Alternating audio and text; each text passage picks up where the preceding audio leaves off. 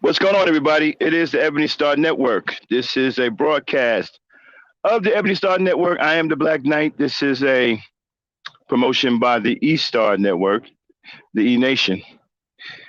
Well, I think we're looking at the end of black men in America.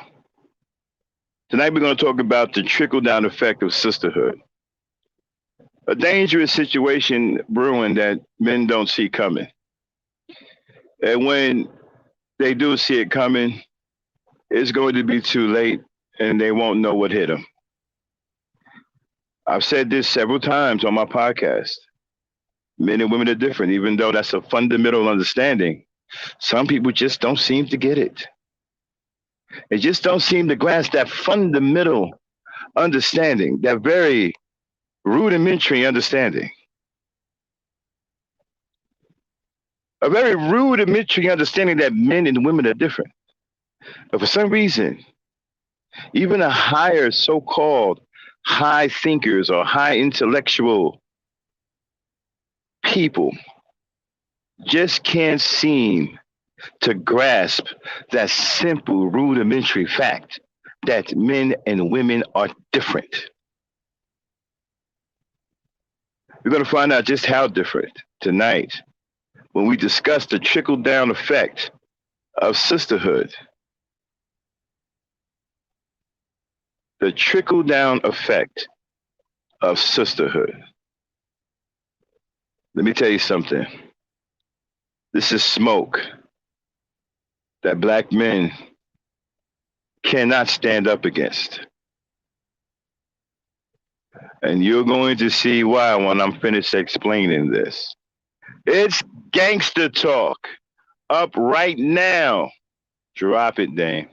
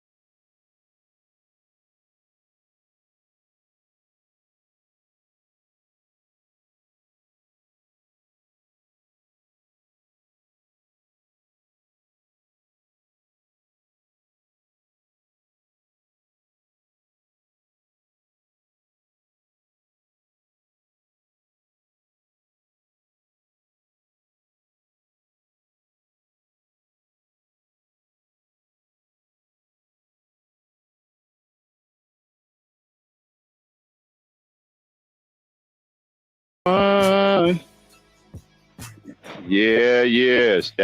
Style.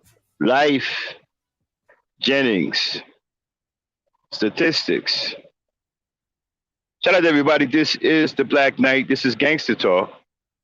Waiting for everybody to get on in here. Shout out to my man Hassan Burton, Mika, the usual E Nation coming in. We're gonna get down and dirty in it, man. We're gonna really get heavy, man. This is gone past bedtime, and it's problematic. They ain't switched that screen. Yeah, we're gonna really get into this, man. And you know, I've said this several times. Matter of fact, before I get started, let me get a sound check.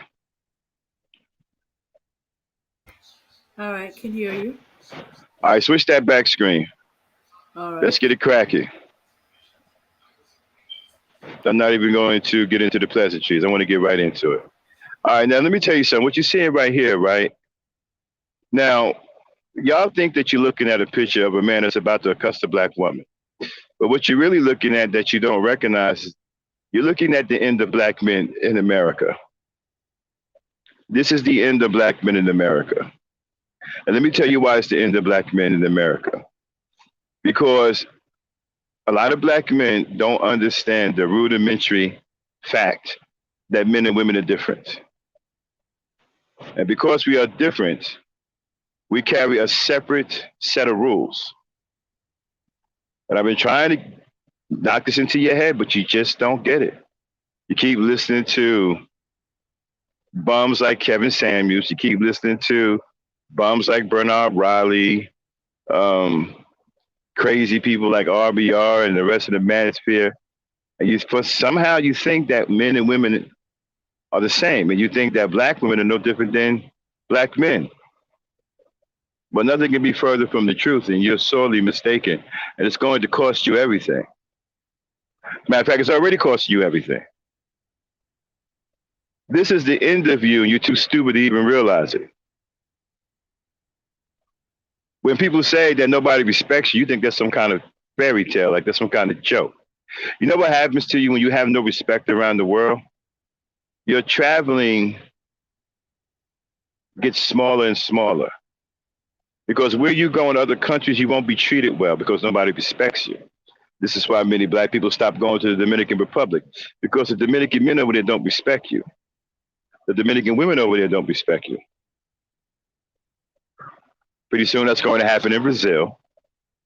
It's going to happen all across the world. So I'm still trying to figure out where you manosphere guys and you punks like Game Changer, all right? Where do you think you're going to go?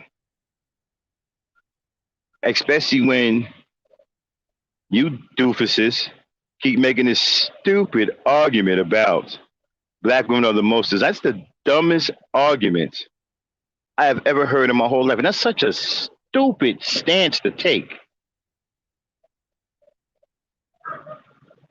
And you can't even prove that. What is your proof? Some statistics off a dating app?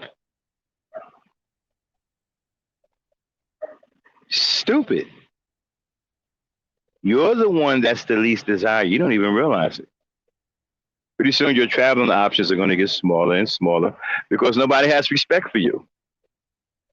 And when you get into another country, you're going to feel the full brunt of that lack of respect. Because in some countries, the way you treat your woman, they will declare you a menace to society. See, chivalry isn't dead all over the world. Well, it's dead with you Nagas because you Nagas are dumb and stupid and you're self-destructive and you're self-genocidal. You know, you believe that your woman is your enemy when that is the only one that's ever been in your corner. And now you're trying to wipe her out en route of wiping yourself out. Somehow you seem to believe that other races of women are going to save you. And you got that fool Kevin Samuels talking about a shade of brown is better than nothing. Are you stupid? You're going to believe that? Are you that weak? See, if you're that weak, then why should any real man respect you? Let's think about that for a second. If you're that weak as a black man to believe a shade of brown is better than nothing, then why should somebody respect you? Why should another man have any respect for you? Do you think another man would think that way about his own race of women? Do you think the Chinese man is saying, hey, a shade of Asian is better than nothing? No, he wants his Chinese woman, right? The African man wants his African woman. You the only dumbass running around here talking about a shade of brown is better than nothing. You stupid fuck. You know what that actually means? That shade of brown isn't you. See, because at that point, it just becomes a color. There's no meaning behind it. There's no you behind it. It's a mixed breed.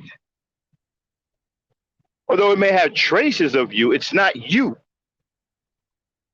It's not a full reproduction of you. So you will never come back into existence.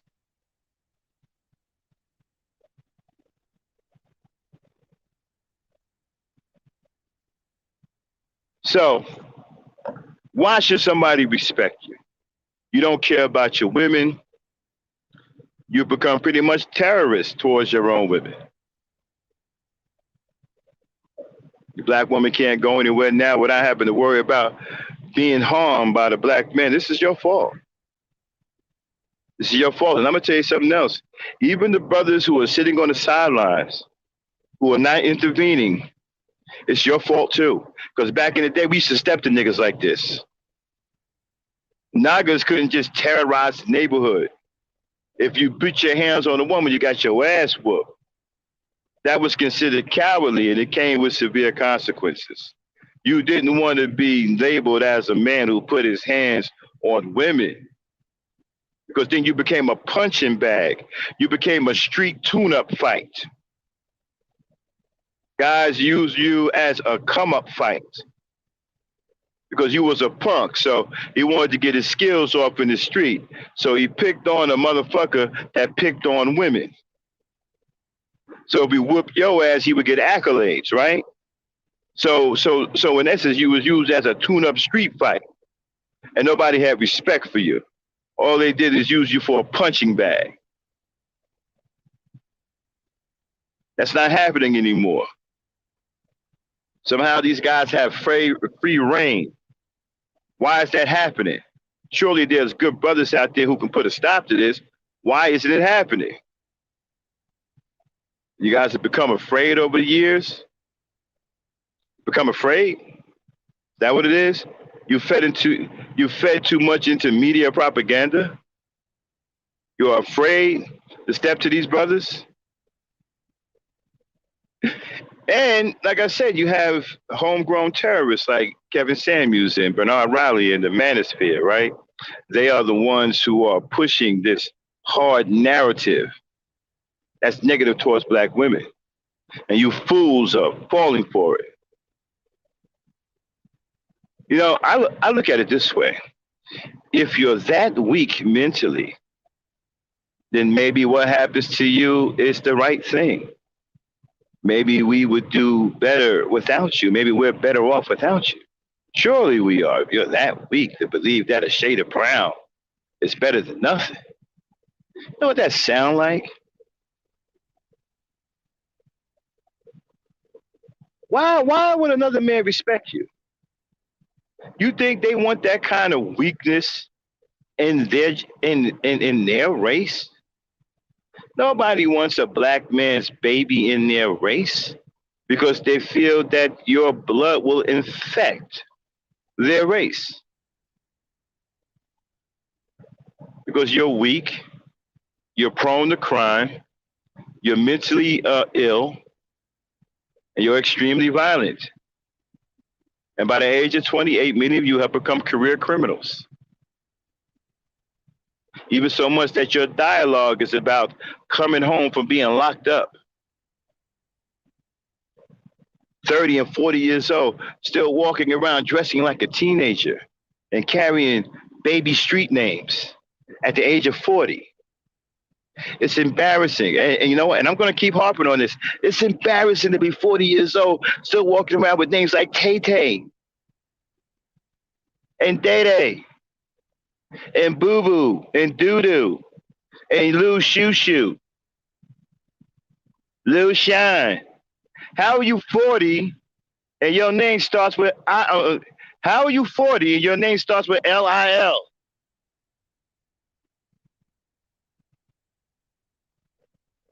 That's severely immature. Grow the fuck up for crying out loud. 40 years old, your name shouldn't be Lil Nothing.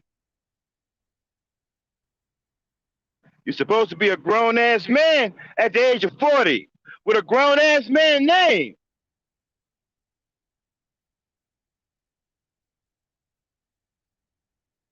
If your name is Jonathan, then that's what it is. It ain't little John John. You 40 fucking years old.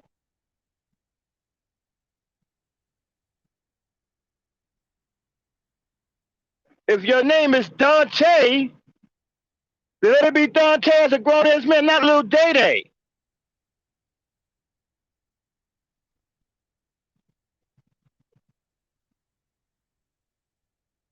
Running around here old as dirt with these immature ass fucking names, and then your mentality follows the immaturity of these fucking names. It's embarrassing. Grow the fuck up.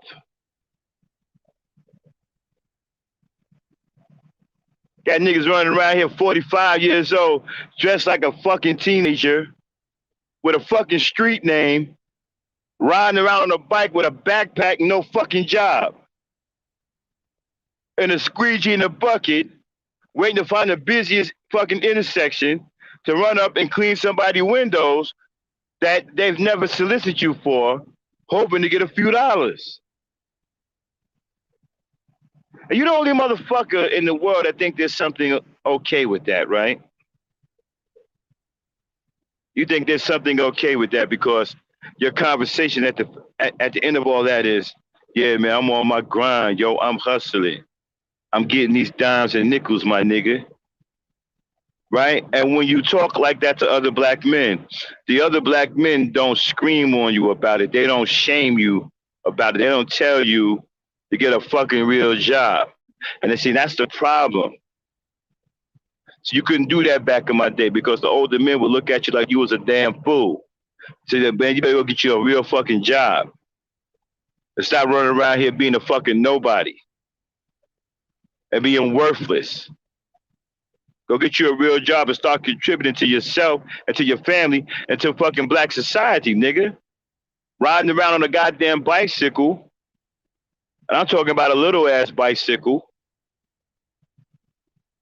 dressed like a juvenile, and you 40 some years old with a goddamn backpack and no fucking job, just lurking around the goddamn community with a goddamn bucket and a squeegee. Nigga, you ain't hustling. Let me tell you what that hustling shit is all about. Only black people think like that. Because it gives you an excuse to feel good about not having any real employment. That's why you niggas always talking about hustling, because you ain't got no real fucking job. And you figure if you tell motherfuckers you hustling, they'll respect that. Hey man, what fucking dating them doing? Man, that nigga hustling, man. That nigga made $45 this week. Word, doing what? Hustling, my nigga, hustling. Word, that nigga hustling. Yeah, he hustling. See? That's the kind of fake ass conversation that you have to try to make yourself feel like you should be respected when you shouldn't be respected. So you couldn't come to me talking no shit like that because I'm going to be straight disrespectful. I'm going to tell you what it is. I'm going to call you a fucking loser. I'm going to say, hey, guess what? You're a fucking bum. And you're using the hustler thing as an excuse to continue to be a bum.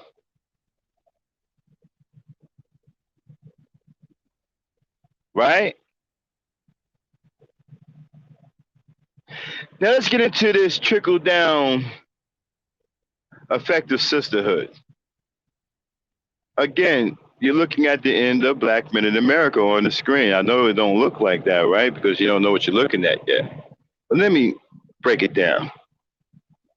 See, I've said this before. Men and women are different, and that there's a different set of rules. Now, you still got some ignoramuses, some fucking imbeciles running around here talking about, I don't treat women no different than I treat men. This dumb fuck in the elevator, he thinks the same way. See, men like that, men who think like that, are abusive towards women. Men like that has the highest percentage of domestic and physical violence towards women because they don't see any difference between a woman and a man, which is psychotic in itself, right? But let me tell you what's about to happen. What's happening that you guys don't see, right? Sisterhood, right? Women have sisterhood, even and it's way stronger than brotherhood. Okay, it's way, way stronger than that. As a matter of fact, it's not even close. Okay, because women will get together worldwide and do some shit that'll fuck your head up. Niggas ain't gonna do that. Niggas ain't getting together worldwide to do nothing. Okay, not worldwide. Your nigga may be around a corner, some shit from Juju's house, but ain't nobody going no worldwide. I mean, we may throw an extra block in there, maybe 2 or 3 blocks or some shit, but worldwide, no. Not no niggas. Women will, though. Let me tell you something that women do that men don't do. Women can put aside their differences and unite for a cause that's affecting women, period. So black women can gain allies out of nowhere. Allies who has access to money and resources and connections. Something you niggas don't have. Who you gonna ally with? The Nation of Islam? Who you gonna ally with? The Maniqueers? The Sissy Bear? Who you allying with? Who are you allying with that's going to say, hey, this is a great cause for men everywhere? You won't ally with white men because they don't respect you. You're not allying with nobody. Because no other race of men respect you. It wouldn't be caught dead being your ally. So you up shit's creek. But you see, here's the thing with black women. See, black women can gain allies of non-black women because they're all women. This is why I keep trying to tell you, motherfuckers, men and women are different. There is a different set of rules.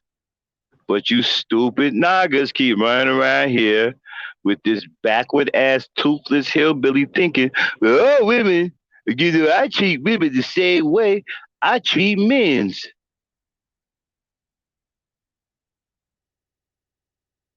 Now, I'll kick a woman's butt as fast as I'll kick a man's butt. And when you got dumb motherfuckers like that leading the charge, you ain't gonna end up knowing, you ain't gonna never see what's coming, and you ain't gonna never know what hits you. See, because let me tell you something. All this violence towards women, black women, it's gonna come home to roost. And once it starts coming home, it's gonna keep coming home, and it ain't gonna stop until there's nothing no longer to come home to. That means it's gonna come for a complete wipeout. You understand? Women have the ability to create a force. All right? And so what's going to happen is this here. This violence is going to bring women together. It's going to galvanize women. It's going to galvanize them. It's going to galvanize them. It's going to trickle down. Like, for example, if you're causing harm to a certain number of them, it won't be long before it affects the rest of the numbers. See, because they don't think the way we think. They don't think individual like that. They look at it as, well, you know what, this can happen to me. It takes a little time, but it will happen. This can happen to me. And that thought going to start permeating throughout the entire embodiment of women, no matter what color they are. And they're going to group together.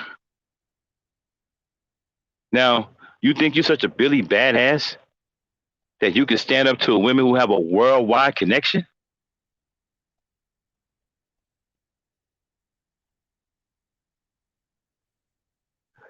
You really think so? Because I'm telling you, it's already starting to happen. You think that these women crying out and calling out for other women to start a movement, you think that's going in vain? It's not going in vain. When Cynthia G speaks, women are listening. And she's not the only one speaking that women are listening to. There are other women who are speaking and women are listening to her.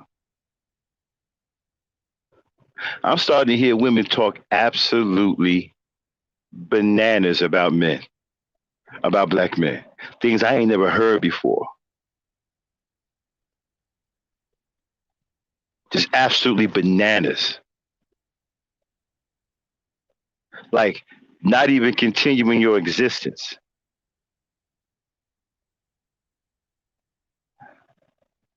You got some black women talking about going with the diaspora to wipe you out. You got some black women talking about only dating Jamaican men or African men, just not a black American man. You got some black women who are talking about divesting and going with white men. Now, I can't get with the white thing, but that's what they're talking about. You got black women talking about going with Haitian men. You got black men talking about going with any other black man other than you. And wanting to have babies with any other black man other than the American black man. They're starting to condemn the American black man. They're looking at you now as a lost cause and that you cannot be saved, nor can you be helped, nor can you be reasoned with. So it's kind of like having a psychological and emotional abortion. They're choosing to abort. You know, when a cat has a litter, and if one of the babies, if I'm not mistaken, if one of the babies is sick or got some kind of disease, she would either kill it or run it away from the rest of the babies. Dogs do that too. Matter of fact, I believe all animals do that.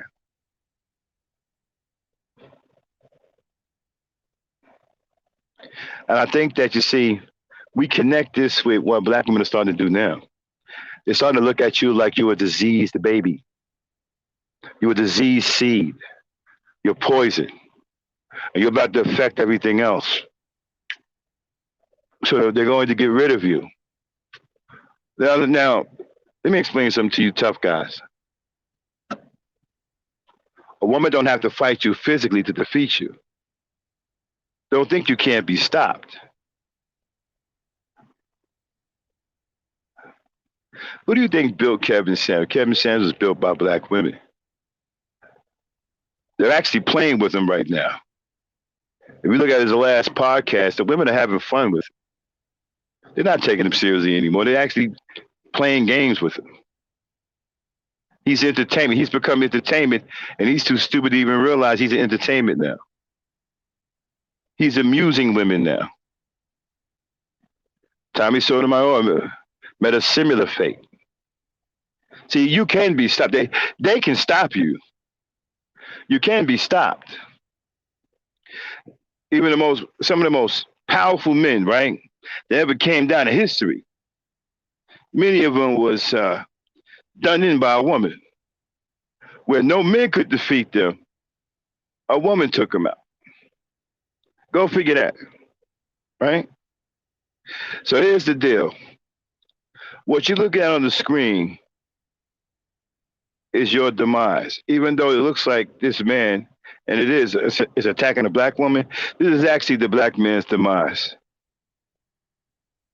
Black women are taking action. They're building coalitions. They're going to do something about you. And guess what? They're going to gain allies.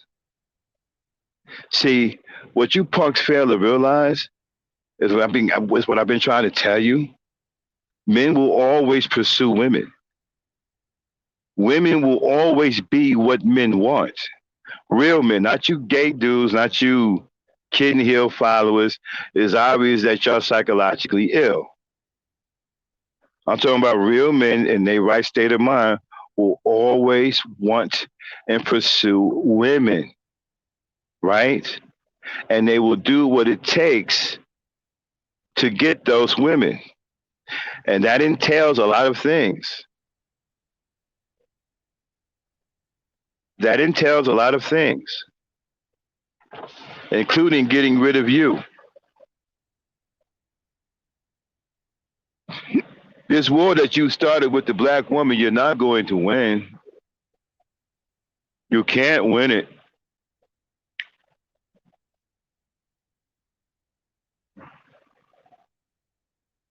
Listening to Kevin Samuels is only going to get you in deep doo-doo.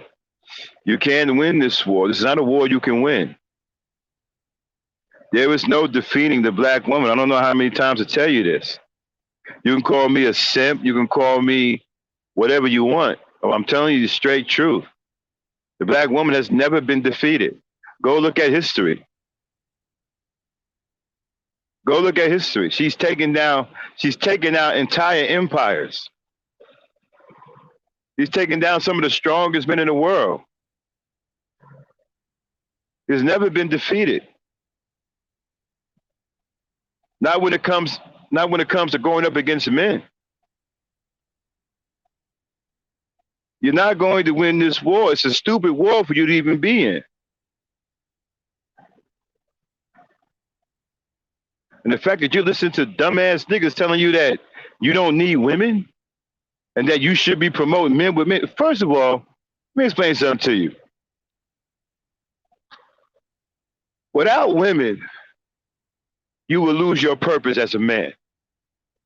Don't you understand that you're only a man because a woman is a woman?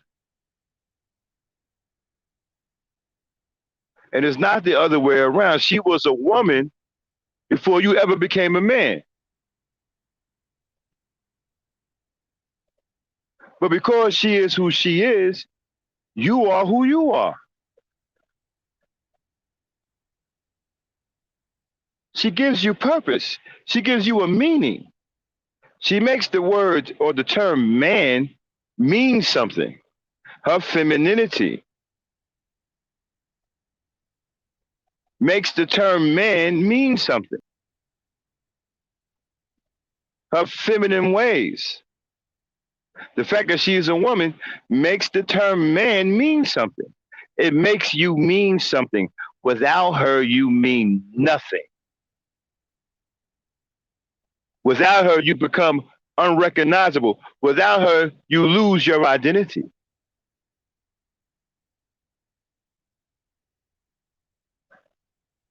You are only known as who you are because of her, because of her existence. You take away her existence, she takes your identity with her.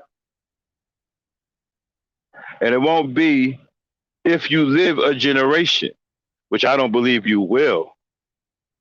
But it won't take very long before your generation loses its identity completely and forget who you are and don't know who you are and will convert into savages and just murder each other until there's none of you left. That is the fate that you face if you want a world without women. And like I said, it won't even last a generation. You think I'm playing. It won't even last a generation before you forget who you are. Because you will no longer have any manly instincts. You won't have that connection anymore. You won't know what to do. You won't have any purpose.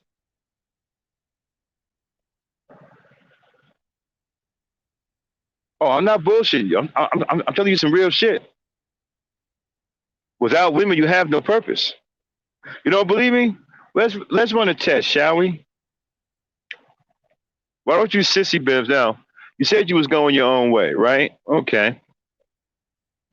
How about you go your own way and lock yourself into a big old building and wall it off to where no women can get in there, right? And you can't, right? And lock yourself off from women for 30 days. 30 days. And watch what starts happening to you. It won't even take 30 days. 30 days.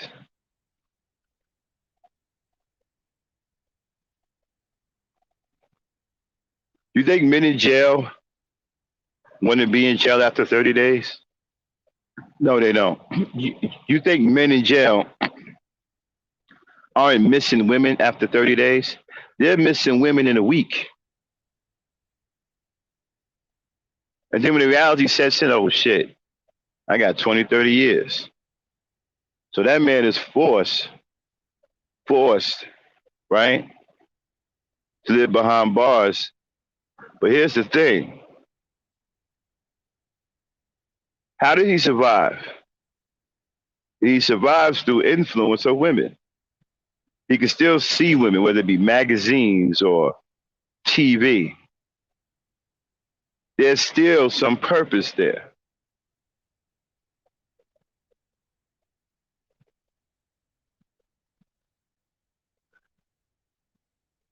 So some of you say, well, you know what? Men in jail do it all the time. Really? Why don't you ask those men in jail, do they want to be without women? And look at what happens in jail when it's just men. They rape each other. They beat the hell out of each other. It's a culture of rape. Why do you think men rape each other in jail? Because they lack the influence of women. They lack the presence of women. Now, some of them are fucking, psychopaths. Okay? But majority of that is that there is no women. And then when you have men who have too much testosterone, they're lifting weights, they're constantly building up testosterone, right? After a while, they become crazy. And they want to stick themselves in any hole. This is where they start to see men no different than women. Wait a minute. Did we just hear the reverse of that? We had some fools up here on the panel talking about they don't see women no different than men. But the men who are raping men in jail don't see men no different than women.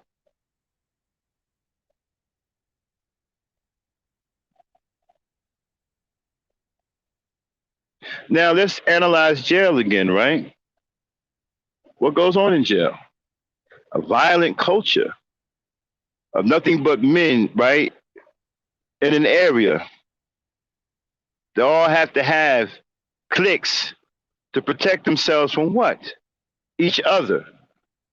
Did I not say that if you had no women that you would just kill each other? You don't have to wait for it to happen. Just look at prison. Prison is the blueprint. Prison is the trailer of what would happen if there were no women. The only reason why every prisoner in prison isn't dead is because you have guards. You have a system keeping them from murdering each other.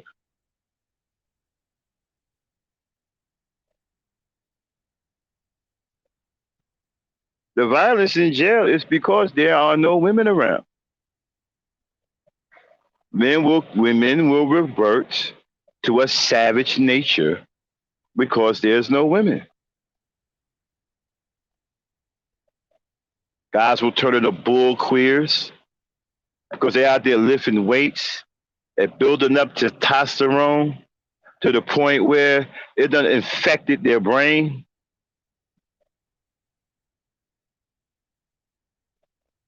And now they see soft looking men as women. They don't see men any different than women. So they'll have sex with women, they'll have sex with those men. Because what? They don't see men any different than women, just like you fools out here say you don't see women any different than you see men.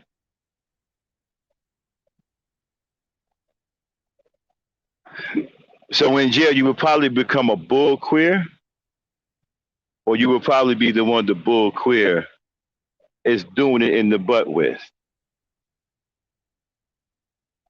Or the other option, death. Because the only reason why, again,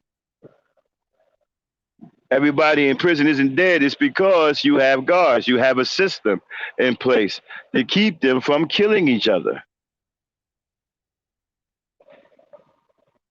When you look at riots, right, in prison, what do you see? Mass murder. Men who have gone crazy because there are no women.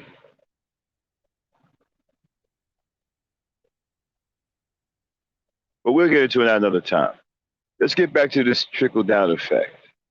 And so now you have men constantly attacking black women, right? They change the screen to the other one.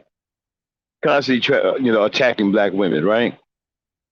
Eventually, what's going to happen is other black women will see this, and they will start to feel that the black women need to stand together. And then it will become even bigger than black women, because you're going to have non-black women getting into the act too, wanting to help. See, and then you're going to have men wanting to help. This is what I'm trying to tell you. So you got the ability to gain allies. You don't have that. Nobody respects you. Nobody is coming to your aid. If anything, when they show up, they're either going to try to put a bullet in you or cut your head off or something. But she has the ability to gain allies. She's going to gain nationwide or worldwide sympathy. Why? Because she is a woman. And you're not. Chivalry isn't dead around the world. Around the world, women are looked at as bearers of life. They bring children. They're still looked at as people to be protected. You're the only fools running around here thinking otherwise. And you're going to pay for that. You're going to keep pushing this violence, which eventually is going to do you in. You're going to become a target of your own violence. Because you're going to become so violent that people are going to look at you as a menace to society. Let me tell you something, man. You guys ain't never really been in a war zone. Okay?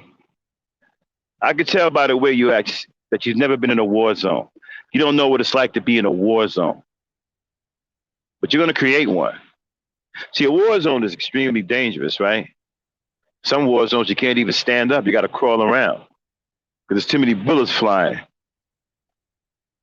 I'm talking about big bullets that'll cut your body in half, right? So you're going to create a real life war zone to where if you're walking down the street in close proximity to a black woman, she may become frightened and take out her gun and start blasting.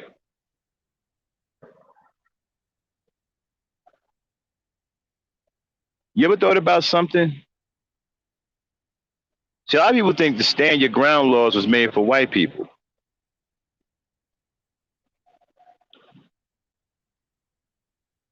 Was it really made for white people? Or was it made for women?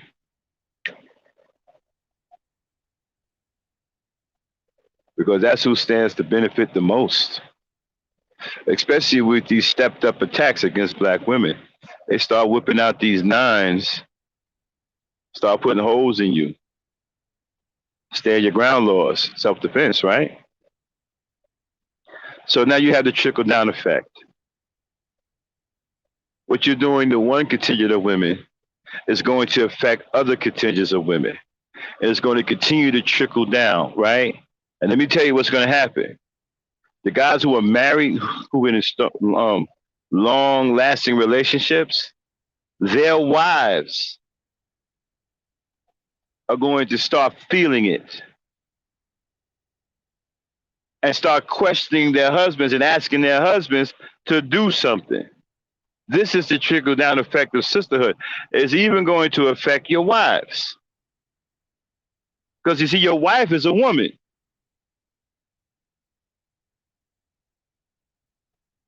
She's a woman. And every time you turn around, she sees all of this violence towards black women. She's going to start questioning you. She's going to start feeling some kind of way. This is the trickle down effect of sisterhood. Your wives aren't exempt from this. My wife was talking to me about this 2 days ago. Your wives aren't exempt from this. They're going to start to feel it too. Why? Because they are black women.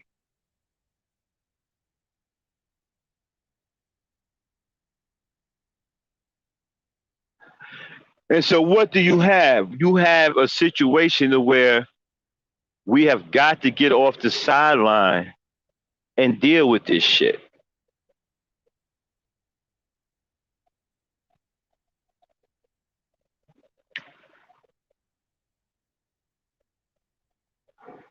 I don't want to get declared a menace to society. I don't want to get lumped into a situation where society sees me as a threat, even when I'm going to get myself something to drink from the store. I'm a hardworking man who takes care of his women, who takes care of his wife, takes care of his family, and I'm just moseying on to the store, and somebody sees me as a threat simply because I'm a black man. I'm not really into wearing body armor everywhere I go.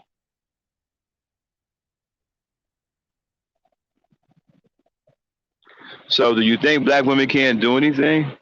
You better think again. They can do something. I tried to tell you this before, but you're not listening to this either. They're also attached to your desirability. Other women want you only because black women want you. I know you guys don't believe this. You listen to Kevin Brokeback Mountain Samuels. Listen to anything he says because he's the new super genie, right? A guy that has no real professional credentials, but keep telling women that he's giving his professional opinion. Has no professional credentials, by the way. I mean, he's not a doctor. He's not nothing. But somehow he's giving professional advice, right?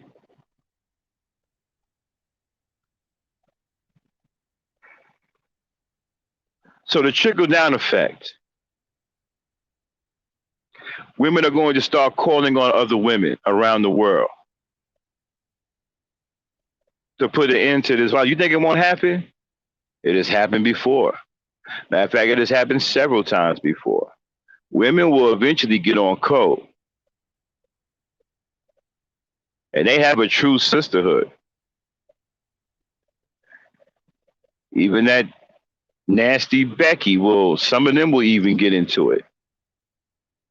Some of them will even do what they can. Because women have a true sisterhood. They're going to get something done about this violence. I'm telling you right now. Men will always pursue women. Men will always want women. I don't give a fuck about what Brokeback Mountain Samuels is saying. That dude is gay. You better stop listening to him. So I'll do some real niggas to tell you some real shit. Men will always pursue women. Let me say this one more time. Men will always want and pursue women.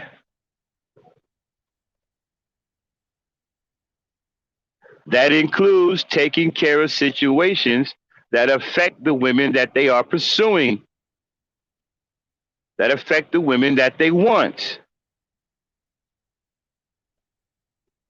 You honestly think that guys are going to continue to sit back and let this violence continue and whatnot? Eventually, something is going to be done about it. Laws are going to get passed. See, the white man likes passing laws. The dominant society likes to pass laws. And you're too stupid to realize that because you're running around here at 40 years old with the name Day Day. You're not paying attention to these laws. When they start getting these laws together, that's going to keep your black ass off the street.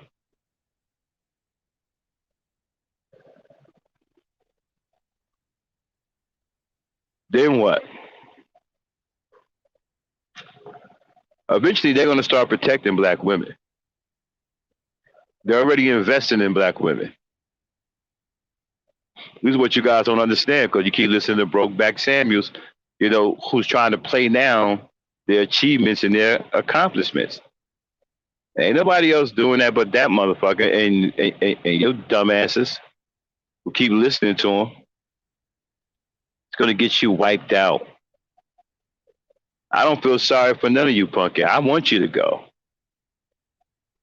I want you to go. You don't belong in our community no goddamn way.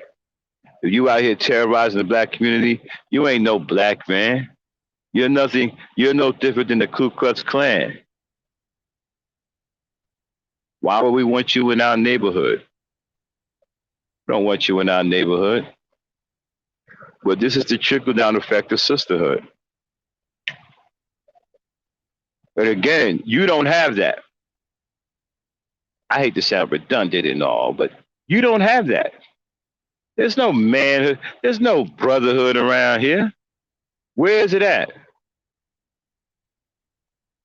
Especially show me where black men have got together worldwide and did something. I can show you a movement right now. Matter of fact, there's several of them, but I can show you a movement right now with women that's worldwide. I bet you niggas can't show me one movement with niggas that's worldwide. Women got several worldwide movements.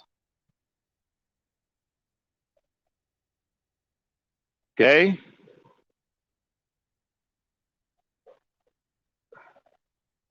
I don't know no niggas would know what worldwide movement is it? What, you hustling? You taking that worldwide?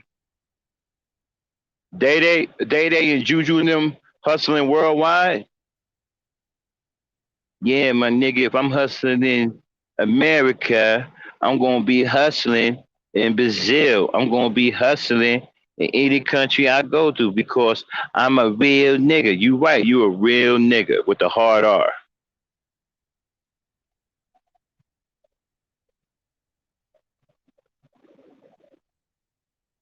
Yeah.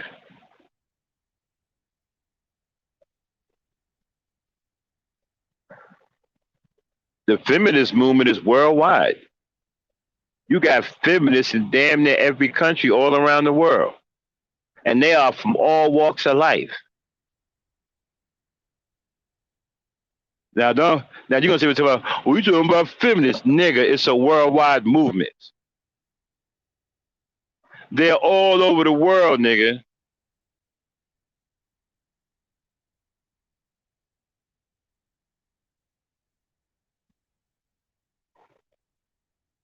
That shit is worldwide. It ain't just in America. It ain't just in your hood, nigga. It's everywhere.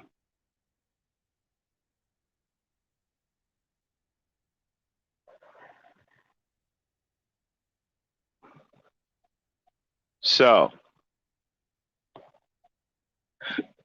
and when this violence thing reaches the worldwide level, it's over for you.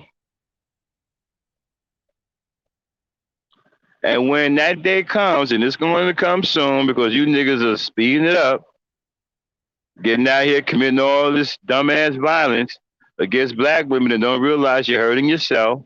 And your dumbass is gonna keep doing it, but you're gonna keep listening to people like Kevin said and keep telling you that black women's lives have no value, and that black women ain't shit, that you should love other men, and you're gonna still listen to dumb motherfuckers on panels telling you, well, I don't treat women no different than men. You're going to keep doing that. You're going to keep perpetuating this violence towards black women, all right, until you get spanked. A spanking that won't end. Once it starts, it's not going to stop. You're going to be crying to her, what's going on? What's going on? Why we getting rounded up? Why we getting mowed down? Why we dragging us off to the pokey? Well, you see, it's a little something called sisterhood.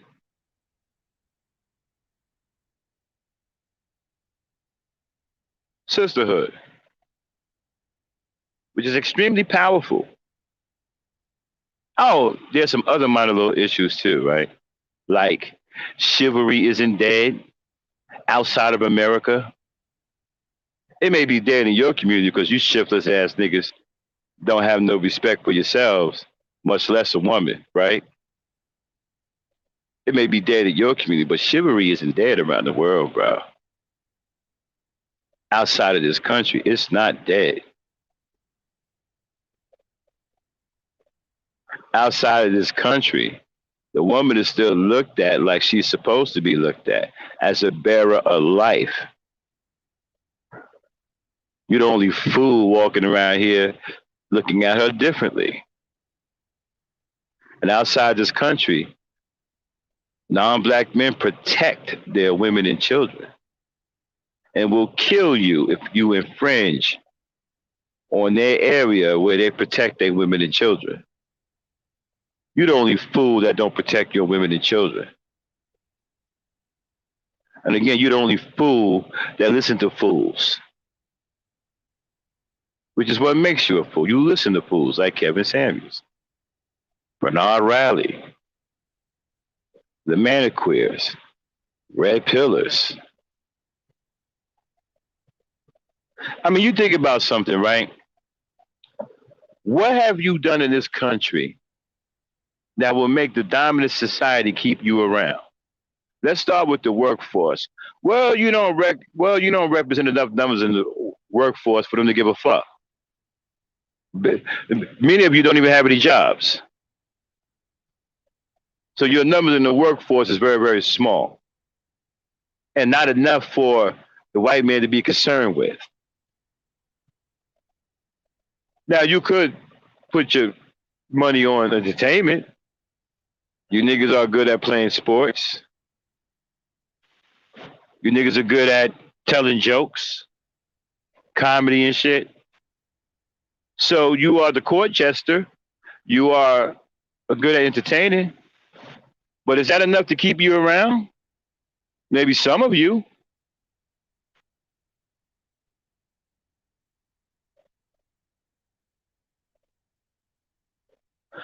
But what about those of you who can't entertain? What about those of you who don't have the talent to entertain or don't have the talent to play sports?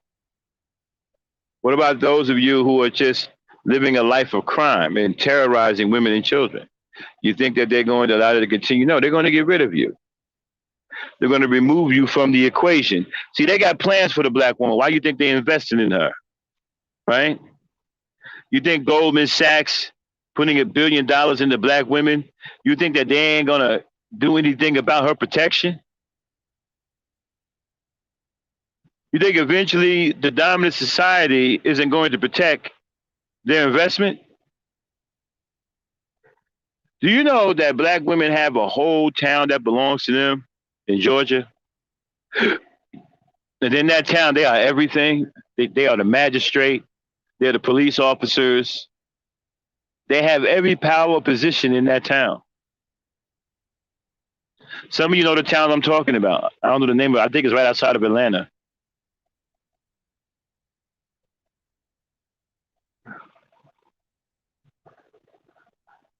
You think a town like that was a coincidence? No, they plan on having more towns like that, where the black women are in complete control of the town. Dave, if you can find the town that I'm talking about, right?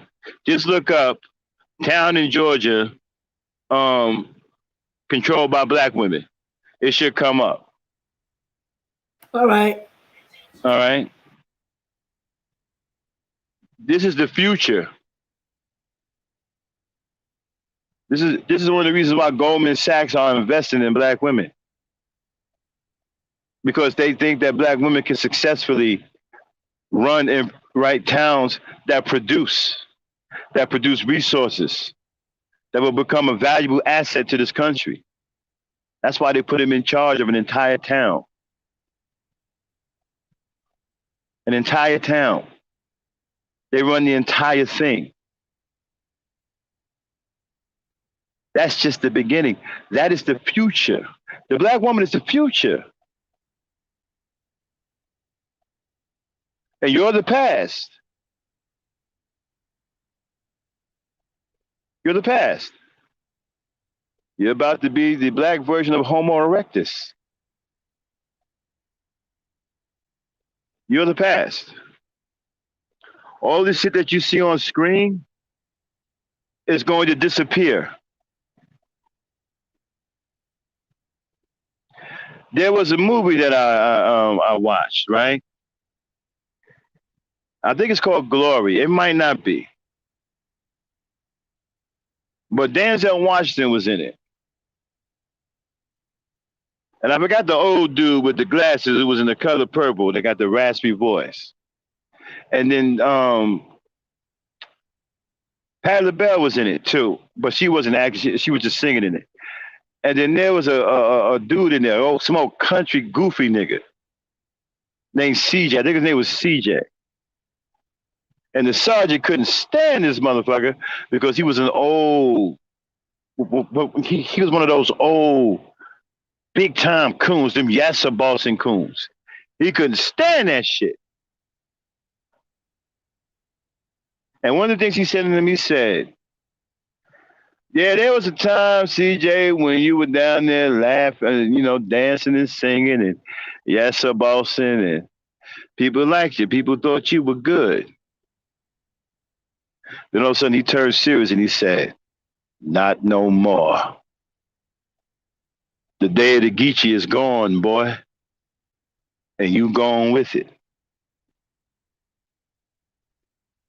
See, that's what's going to happen to you in real time now, right?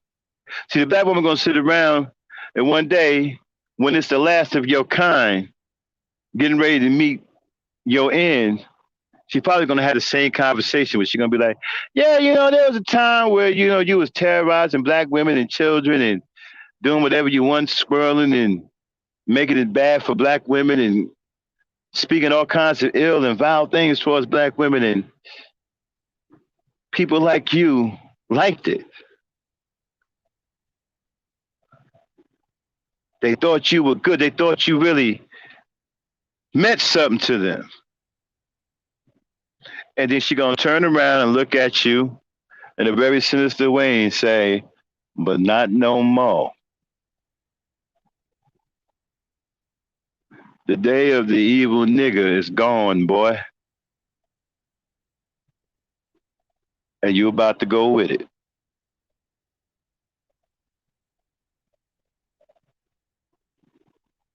This town. Damn, have you found the town? Yes. Give me the name of the town. Oh, okay. All right. Yeah, do it. Okay. Before you do it, I want y'all to pay attention to something. This is the future. This is one of the reasons why Goldman Sachs is investing heavily in black women, because this town has success. They've already tried this out. And it's been met with great success. This is one of the reasons why they're investing. This is one of the reasons why you dumbass niggas have no idea that you're doing yourself in. You're giving them an excuse to get rid of you. Go ahead, Dane. All right. This channel may contain content not authorized for use by its owner. However, according to the section of 107 of the Copyright Act of the United States, the fair use of copyrighted work for purposes such as criticism, comments, news report, and teaching, scholarship, or research is not an infringement of copyright.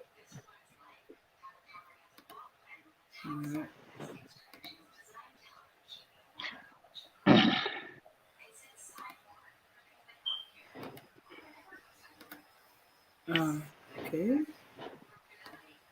What is the name of the town?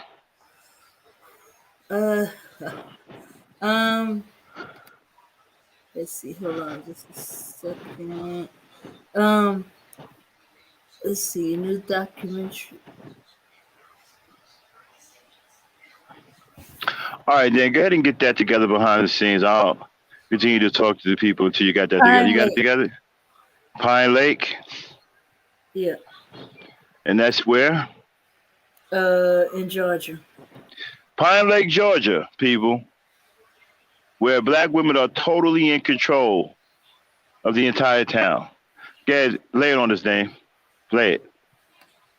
CBSN will premiere its first feature documentary, Welcome to Pine Lake. The film set out to tell the triumphant story of a progressive, woman-run community, but ended up unearthing the institutional racism Stop. at the city's core. Here's a preview. Notice what they said? A progressive. Progressive. Go ahead, Dane.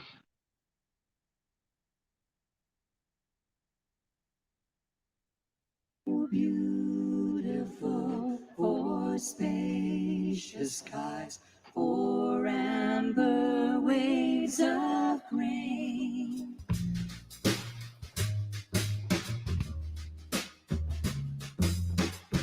I pledge allegiance to the flag of the United States of America. The mayor, the city council, everything's run by a woman. That's impressive. I love that. Now stop. Stop it. Now I want you to pay attention to what I told you earlier, right? About how women, right, will stick together. How their sisterhood works. It gets to the point where it does not matter their race. They will join together as women. Keep that in mind as you watch this. Go ahead. Pine Lake is predominantly white, but the surrounding area is 90% black. It started to dawn on me that the makeup of the defendants seemed to reflect quite differently from residents.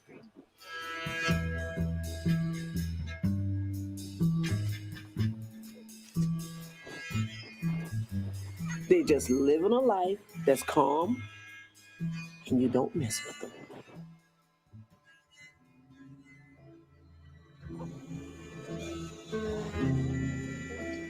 Do you swear or affirm to tell the truth under the penalties of perjury?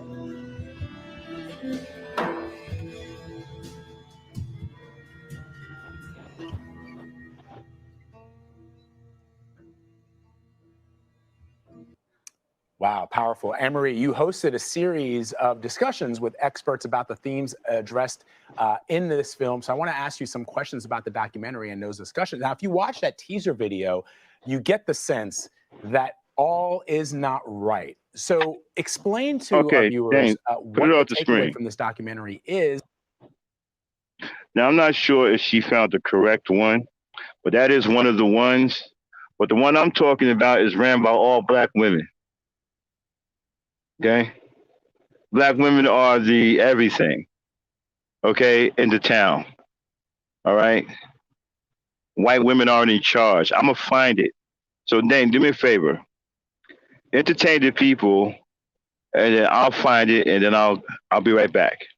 Okay? You found one of them, but that's not the one I'm looking for. Okay. All right. All right? Okay. I'll be right back, y'all. Okay. Okay. Yeah. Let's see. Yeah, so yeah. I thought I found the right one because when I was initially looking, they were showing that black lady that was talking a little bit earlier. Become the superintendent of our school district. Okay.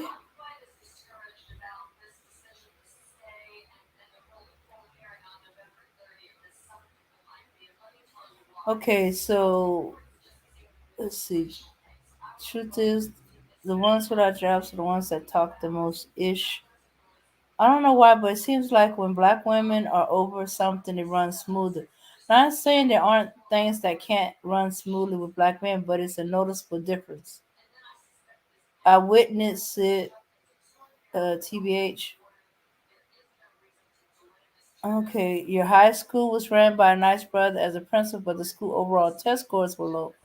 When a black woman became the principal a few years back, the test scores rose drastically in 2 years. It's gotten even better when a black woman became the superintendent for our school district. Our middle school is currently getting a new building being built to it. Ah,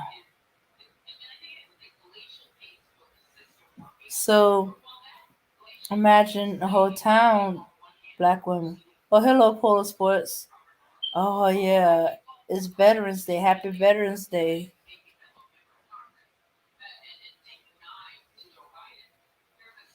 It takes these dudes until they turn 67 with a bald spot, erectile dysfunction, and damn, they're on their deathbed in order for them to get it. Yeah, that's what it seems like. But, we run across some 60-year-olds that, ain't too swift.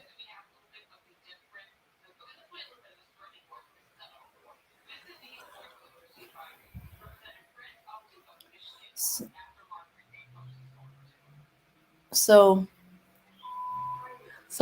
okay, so that,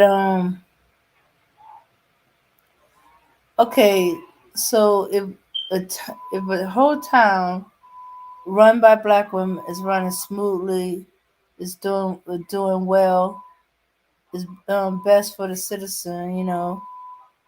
After years of being run by majority of all men or majority men,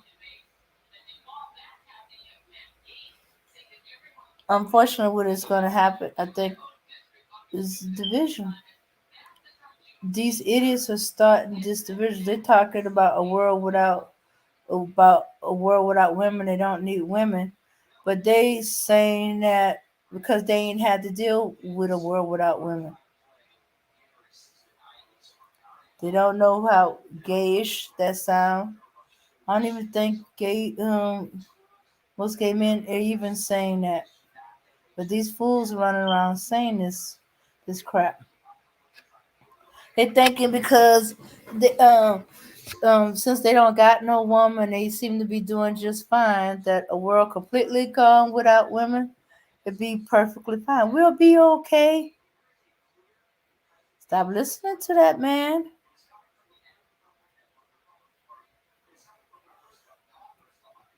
It'd be a world full of the world Okay, I'm becoming. back. No, oh, hello. Okay, Dame. All right, I put it in the chat, right? Hmm. Okay, South Fulton, Georgia. Okay. This town, the whole entire legal system in the town is ran by black women. The entire justice system in South Fulton, Georgia is ran by black women. This was started a couple of years ago and it has worked. This is the plan for black women to put them in charge of their own towns and cities. Pretty soon you're going to see black women running entire cities. And in these cities, they are going to be the law. This is what you fools don't get. You're being set up. What you're about to see here is the future of law enforcement.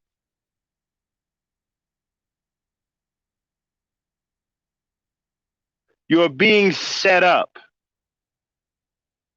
Pretty soon, they are going to be the law. And where do you think you stand in the grand scheme of things after your terrible behavior towards them?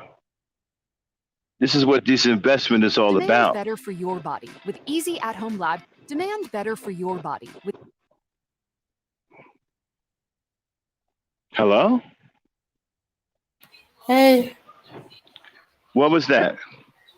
okay, I don't know what's going on. I could have sworn I was on mute, but yeah, that was me setting up the video. Yeah, and like I said, this when they did this quietly. Yes, there was those who heard about it, right? But nobody really said anything about it. I knew about it when they first did this. Okay? When they put these black women in charge of the entire town. Okay? They are the law. And this is what you're headed for. They're going to put you under the law of black women. You have no idea what you're doing right now is sowing your own fate. Because eventually, when they start putting black women in charge of these towns, it's going to be bad for you. Go ahead, Dame. Get it together. All right, here we go. This is South Fulton, Georgia. This is the town I wanted you to see. This was the experiment that has now become extremely successful in the model for future black women running entire cities. Go ahead, Dane. All right.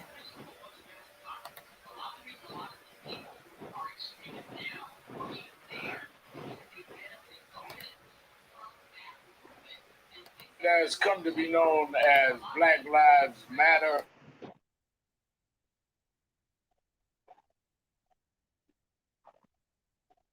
Okay, we lost sound.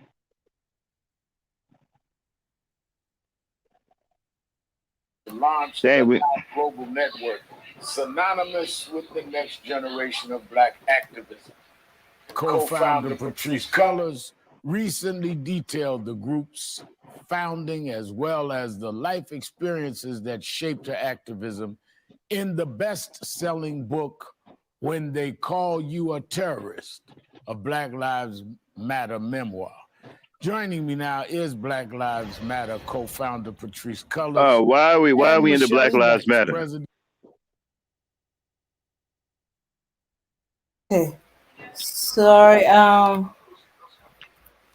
Okay, that was supposed to have been All right, no problem. Just take it down. Okay. Get it together behind the scenes. Okay. Let me know when you got it together. Okay. But it's supposed to be about those ladies you see right there on the screen. And people, look how quietly they did this. How many of you knew about these women? How many of you knew about South Fulton, Georgia, where the women were completely in control of the legal system? Black women. You won't see one white woman in this photo. They slipped this in right up under your nose. Quietly, as an experiment. Communications, who profiled Cullors last year. Okay, Dame, listen, you got to make sure you're on mute because you're cutting in to the show. Sorry, y'all, my producer's having some technical difficulties. She'll get it together. But anyway, how many of y'all knew that they slipped this in under your nose? How many of you in the chat knew about South Fulton, Georgia? That was ran entirely by black women. And black women were the authority there.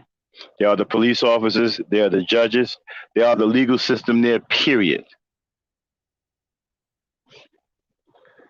This was an experiment. And it went well. And they mean to expand on it. They intend to put more black women in charge of other towns, even cities, where black women will be the law in these towns and cities. If you think it's going to stop in the South, you're out of your mind.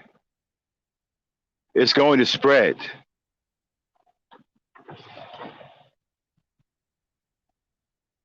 And you think that they won't put an end to your terror? You think they won't put an end to you harming black women? Like I said, do you honestly believe that you can't be stopped?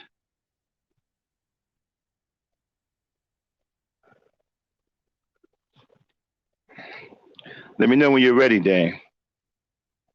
Okay, I'm going to just read what they have because this is like a full expose on black. That video is on black women in powerful judicial system stuff. So, all right, okay, black women deliver justice in Southern town. In Southern City, their own way. We have broken the mold for women, such as we have broken the mold for African American.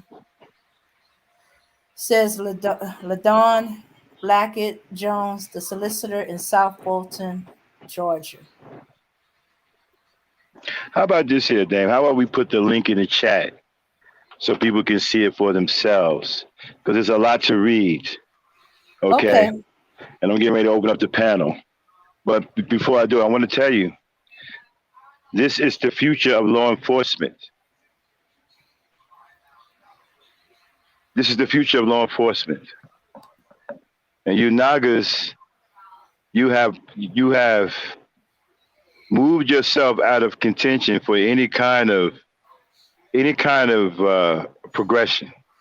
You've shown society that you're nothing but an animal, and that you hate your own women and you hate your own children. So nobody's going to invest in you. The black woman has endured. She has persevered in spite of you trying to harm her and trying to bring her existence to an end. You've only galvanized her, and now she has gained allies. And now she is starting to become the sole ruler of towns and soon to be cities. You think they're just going to stop at a town? A city is next. This was an experiment that went extremely well. Soon they will be in charge of entire cities. And those cities will get bigger. And you know what cities that they're going to put them in charge of?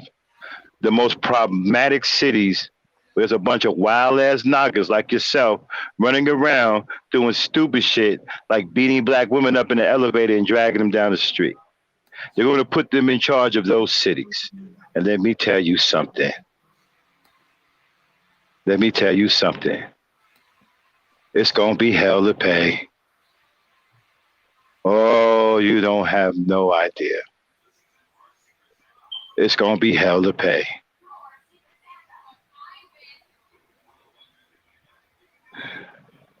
People asked me one time, hey, Max, you know, that term is going to be hell to pay.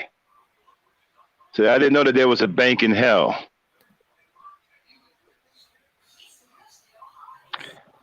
It is. And many of you will be opening up an account because it will be hell to pay. And they're not going to forget this violence. Women don't forget shit like this. And they're going to have the power, they're going to have the resources, and they're going to have the manpower to deal with you and bring your reign of terror to an end.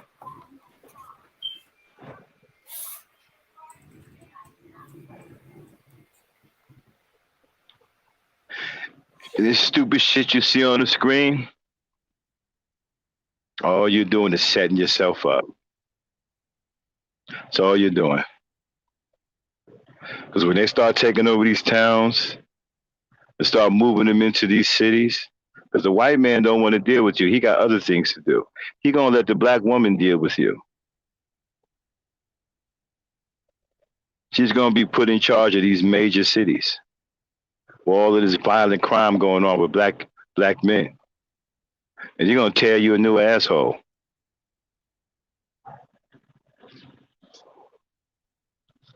Ain't gonna be none of you on the street.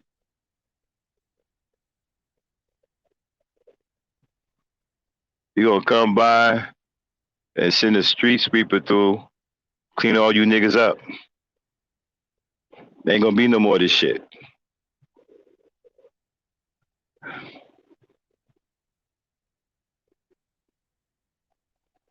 Ain't gonna be no more of this shit. Like I said, the day of the Geechee is gone, boy. And you gonna go with it. Because what you see with these ladies is just the beginning.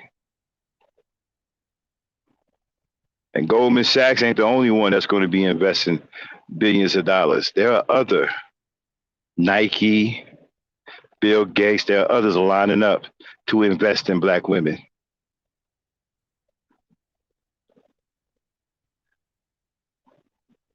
And they're going to put black women in charge of these towns, in charge of these cities.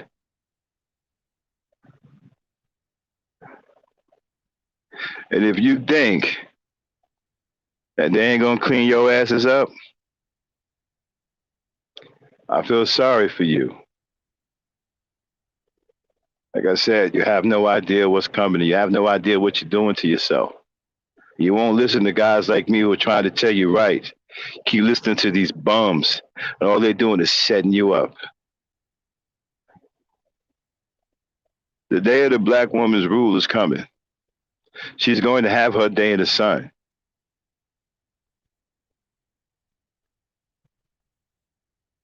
It's coming. I just feel sorry for you when it gets here. Because many of you ain't going to realize what hit you. And with that being said, drop that gangster link. I'm at the end of my rant. Go ahead, Dame. You can go ahead and finish talking. Okay. First, I want to thank Charlene for the Cash App. And yeah. Okay, yeah. This guy, they still looking for him in New York. He just went and attacked this woman over 50 and got $50. And so they searching for him, and the woman was sent to the hospital. She's okay. Well, she's okay, but she's hurt. In fact, let me go ahead and show the video for that. Okay, so y'all didn't see this. Okay. You know, I agree with Remy, right? The only people who are worth saving are the black children, because the black children can be taught. I agree with that 100%. Forget about these niggas. You know, forget about the ones who are crazy. Forget about all of them. And there are good brothers out here. Work with them and save the babies. Yeah. Save our babies. Shout out to Remy Norris. Yeah. Who was with Child herself. So congratulations to Remy.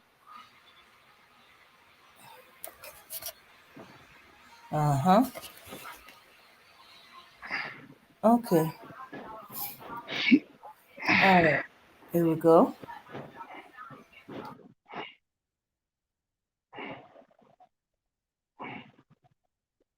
Still sounding. Subway elevator in Harlem.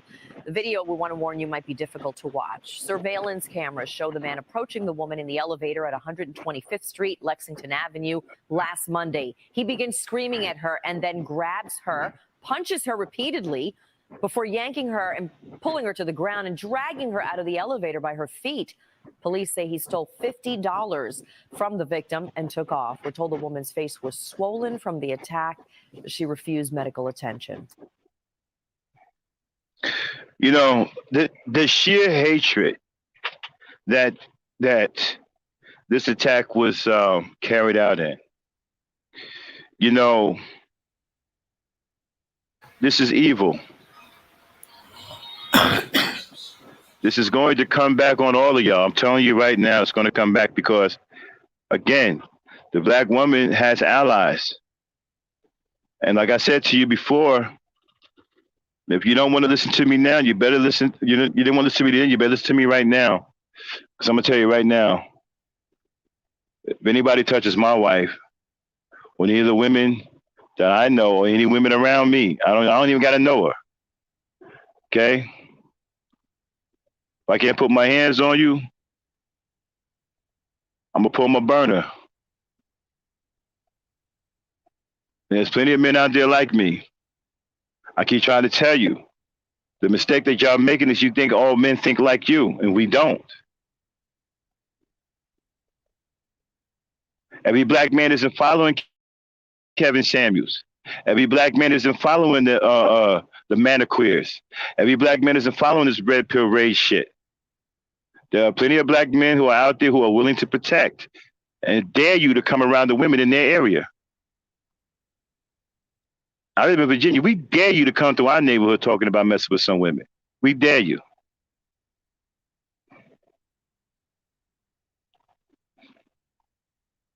Y'all got the game all the way fucked up. You think this is some kind of fucking movie? It isn't.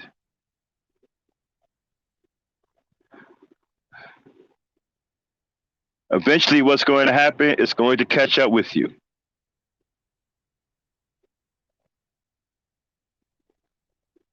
Go ahead, Dane. Yeah. Yep.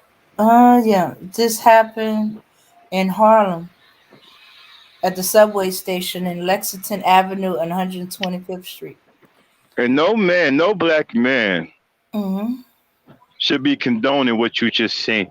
Every black man who is watching this should be condemning this kind of behavior. And should be talking right now about getting men together to patrol the neighborhood. It's time to start patrolling the neighborhood. Yep. No black man should condone this and allow this to continue in their neighborhood. Eventually, black women are going to end up running the towns anyway. We already showed you what's coming. We're going to do a little bit more on that in this show, and we're probably going to dedicate a whole show to that soon. Because I believe that there's another town that they're going to put them in charge of. So that's 2 towns that we know of.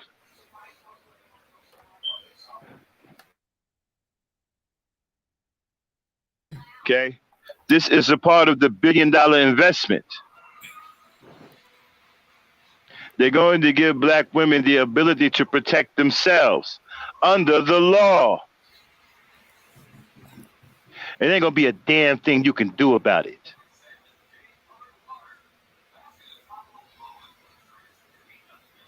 You brought this on yourselves. And when it happens, I want you to thank Kevin Brokeback Samuels, who set you up.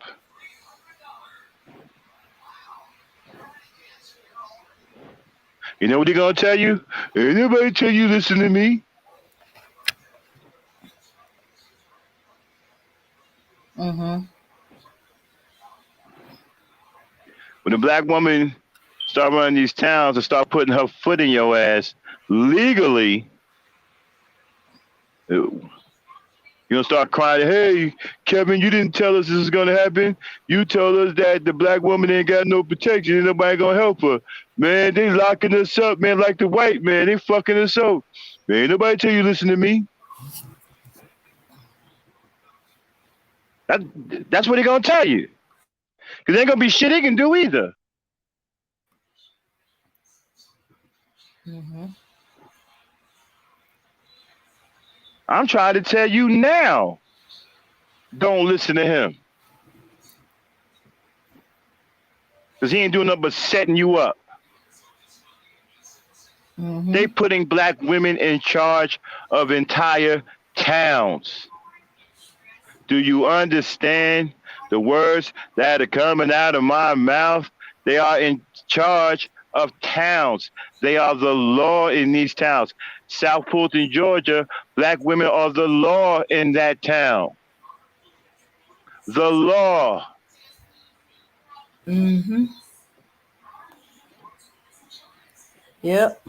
Judge, city prosecutor, public defender. All of it. Mm-hmm. And there's more where that came from. You think they're just going to stop there? No. This is just the beginning. The end game is the major cities where all this violent crime is. And let me tell you what the black woman gonna do. Once she get in power, she gonna clean your niggas clock. See, because she ain't afraid of none of you. She just ain't got the power behind her. Well, that's about to change. You gonna clean all you niggas up. All you gangs, all that shit going. She gonna get rid of all that shit.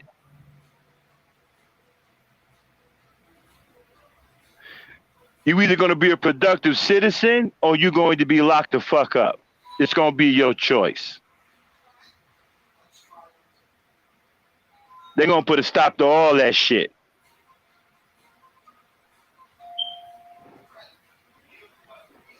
And men are going to support her. White men too. Not just black men, white men are going to come support her too. And what you going to do? Run to Kevin Samuels? Run to the Manosphere? What you going to do? Ask Tommy Curry for help? They ain't going to be able to do nothing. Go ahead, Dan. Yeah. Yeah, they're going to disassociate themselves from you, saying, you can't show where I told you to do these things to black women. No, I did not. But as for the incident with the subway elevator, that's a double L for Harlem, because they started. They were supposed to have been set up. Hey, who is this? After the. Wait a minute. Who is this? Truth is Coonsley. Who is that? That's Truth is. You sure? Yeah. The only reason he don't have a wrench is he did a whole nother thing again. He's not acting like Truth is. Okay. You sure that's Truth is? What's with these hashtags?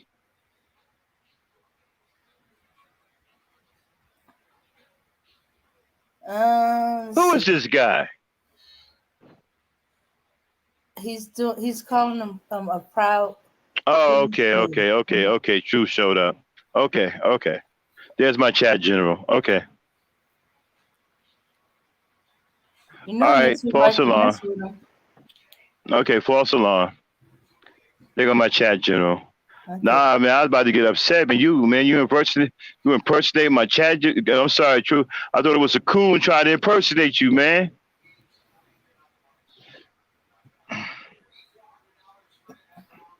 Okay. Everybody's saying it's Truth. Okay. All right. Okay. Cool. Yeah. So Harlem is getting a double L because they shout out to Charlene, Brooklyn in the building, Brooklyn in the house. Shout out to Brooklyn in the house. Shout out to Remy Norris, y'all. She's with child, so give her a big congratulations. Shout out to the chat general. Charlene, Brooklyn's in the building. My man Hassan Burton.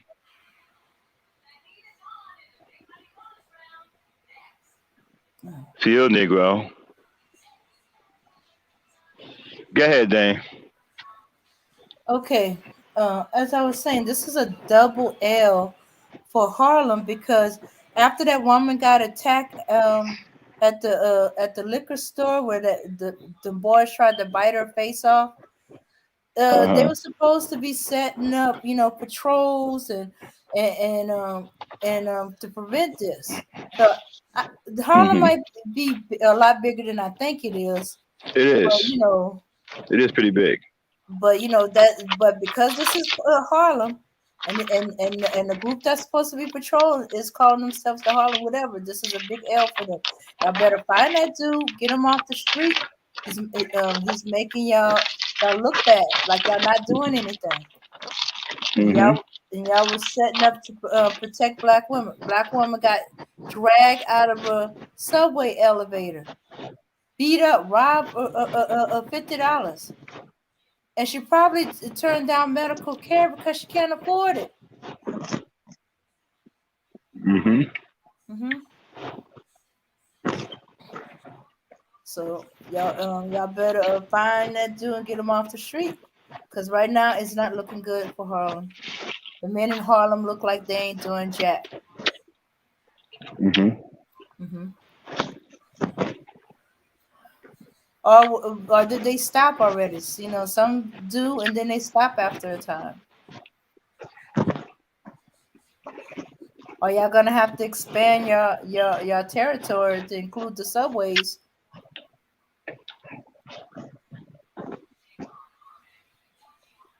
My bad, I'm listening. I'm just eating my watermelon.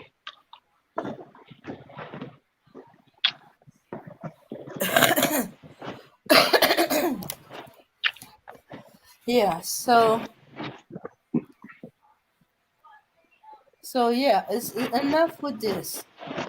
Okay, look like no woman is safe in the streets at night, you know. Yeah. So You know, when you go back to dads on duty, when they were out there guarding that school, what did those kids say? They felt safe. uh-huh. So the brothers, you have to get out in the community and patrol the community so the women will feel safe.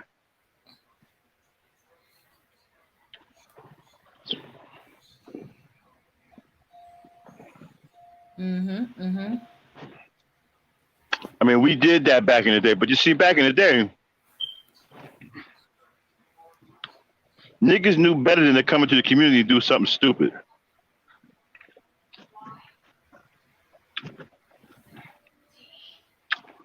In the city, if a guy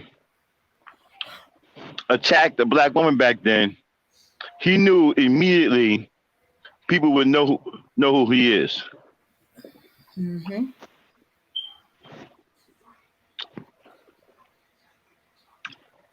And he would get dealt with.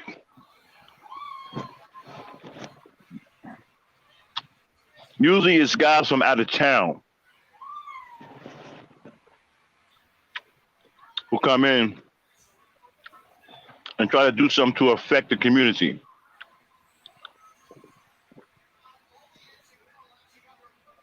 But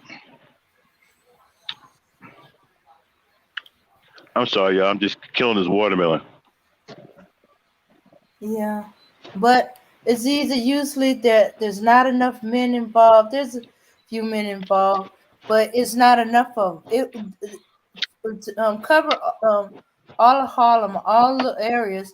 It would require all the men, and we know not all the men is gonna go out there night after night, uh, day after you know, to patrol Harlem, or set up Well, mhm. if you have the right mentality in the community, you don't have to have a lot of men patrolling. Mm-hmm. See, like I said, the community I grew up in, Nagas knew better than to come in the neighborhood and do something stupid. They knew better than that. So they stayed out of the damn communities doing stupid shit. They knew that if they came in that community, and even if they got away with it, right, it won't be more than a day before they get stepped to and dealt with. You couldn't do something and stay in the community. or even stay anywhere around the town. Somebody was going to do something to you. So we had established that mentality. So you didn't have stuff like this because guys knew better. Those neighborhoods had a reputation that if you went in those neighborhoods fucking up, somebody was going to take it to you. And that's what you don't have today. See, he's too comfortable. These guys are too comfortable walking around the community and attacking black women. They have a comfort with it. That's because the men in that community ain't shit. There shouldn't be a comfort level. Guys should be afraid to put their hands on women in a black community. When I was growing up, they were afraid to attack black women because they knew that it would be an answer. And it would be an answer immediately. You don't even care what time of day it was. It can be 3, 4 in the morning. There will be an answer. Niggas will get up out of their beds.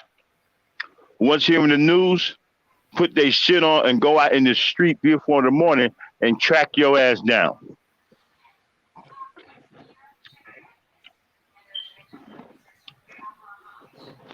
Mm-hmm. So because of that, we didn't have this violence towards black women.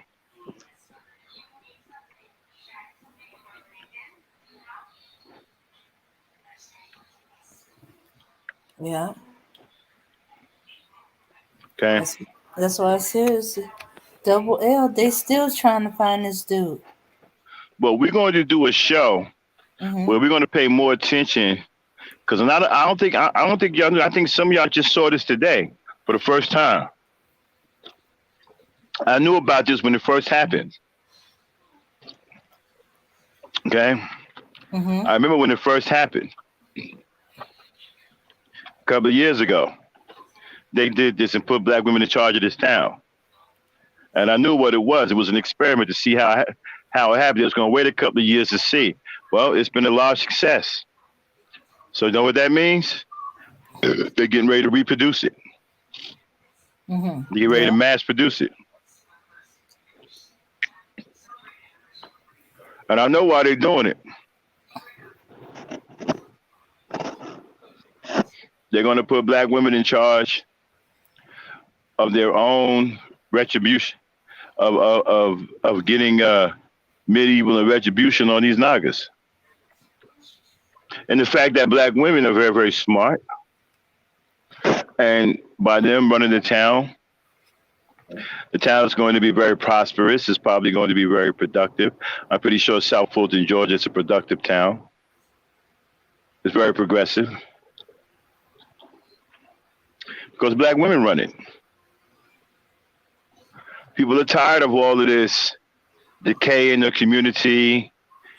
You got guys in the manosphere, right? Who advocating for men. Now, your man Brokeback Samuels, right, is advocating for men being with men. Okay, you put men on this pedestal, but show that picture again, Dane.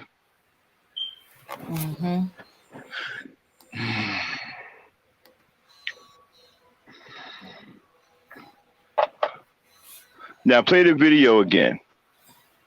Okay. Now Kevin Samuels want black women to lower their standards, right? To lower their standards for low lives like this. He's saying that men built the world and all this other crap. But for some reason, he stays away from stuff like this. He won't address anything like this. Matter of fact, when his feet get put to the fire, he blames black women for guys like this. And says that the fathers aren't in the homes. So they can't be blamed.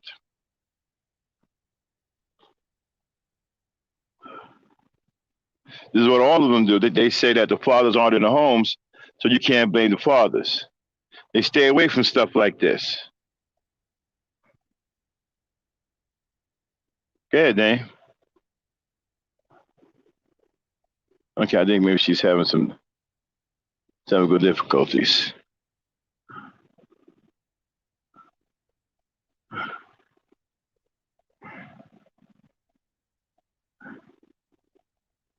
Okay, I'm not sure what happened to Dane.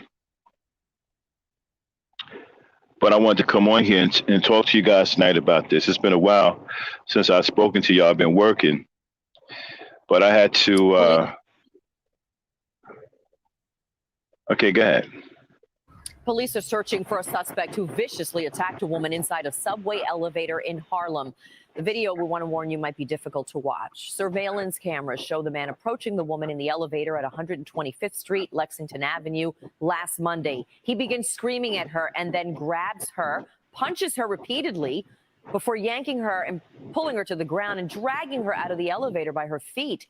Police say he stole $50 from the victim and took off. But this is what... Do you have the picture of Shaka almost again, Dave? And wearing the yeah. Egyptian dress? Put that up there. Okay.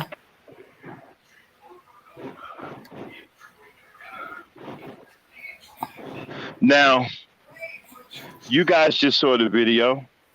You just saw the pictures, right?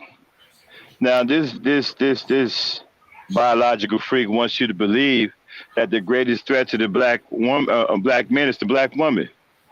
But what did we just see? We didn't see that. We actually saw the antithesis of that, right? We saw the opposite. We saw the black man being the greatest threat to the black woman, which I'm kind of confused. I mean, it's obvious that he thinks he's a black woman, right? I mean, you could tell by this picture. So shouldn't he be upset at what we just saw? You know, since he thinks he's a black woman and all. I don't know how you dress like this and don't think on some level that you're a black woman. This guy clearly believes that he's a woman. All right, never mind. Get him out of here before I start going off on him and end up going way off topic.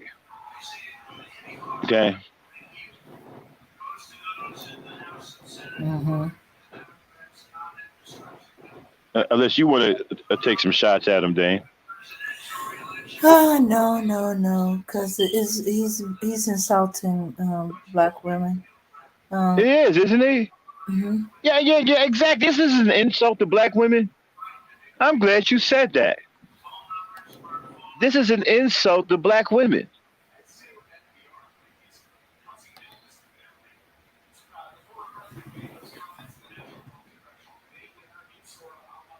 Unbelievable, man.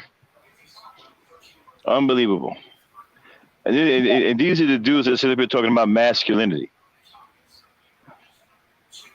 Yeah. They're the ones with the loudest voices about masculinity. This nigga walking around in a dress talking about some masculinity. Mm-hmm. Yeah. Some old homo bull queer thug talking about some alpha male shit. All right, anyway, go ahead, Dane. Go ahead. Mm-hmm.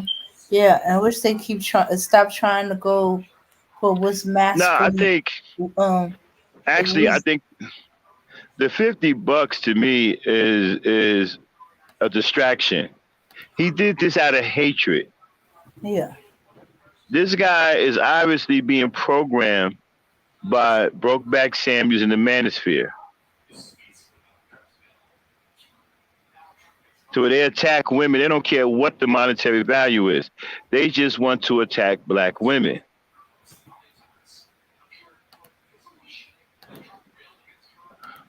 Charlene said there's something wrong with the link, Dan. Okay. Repost the link. All right, try that one. Let's see what's going Yeah, on. Charlene, I was about to ask you, can you come up here and keep Dane company because I have to get off for a few minutes. There you go. There go Brooklyn. Okay. Brooklyn.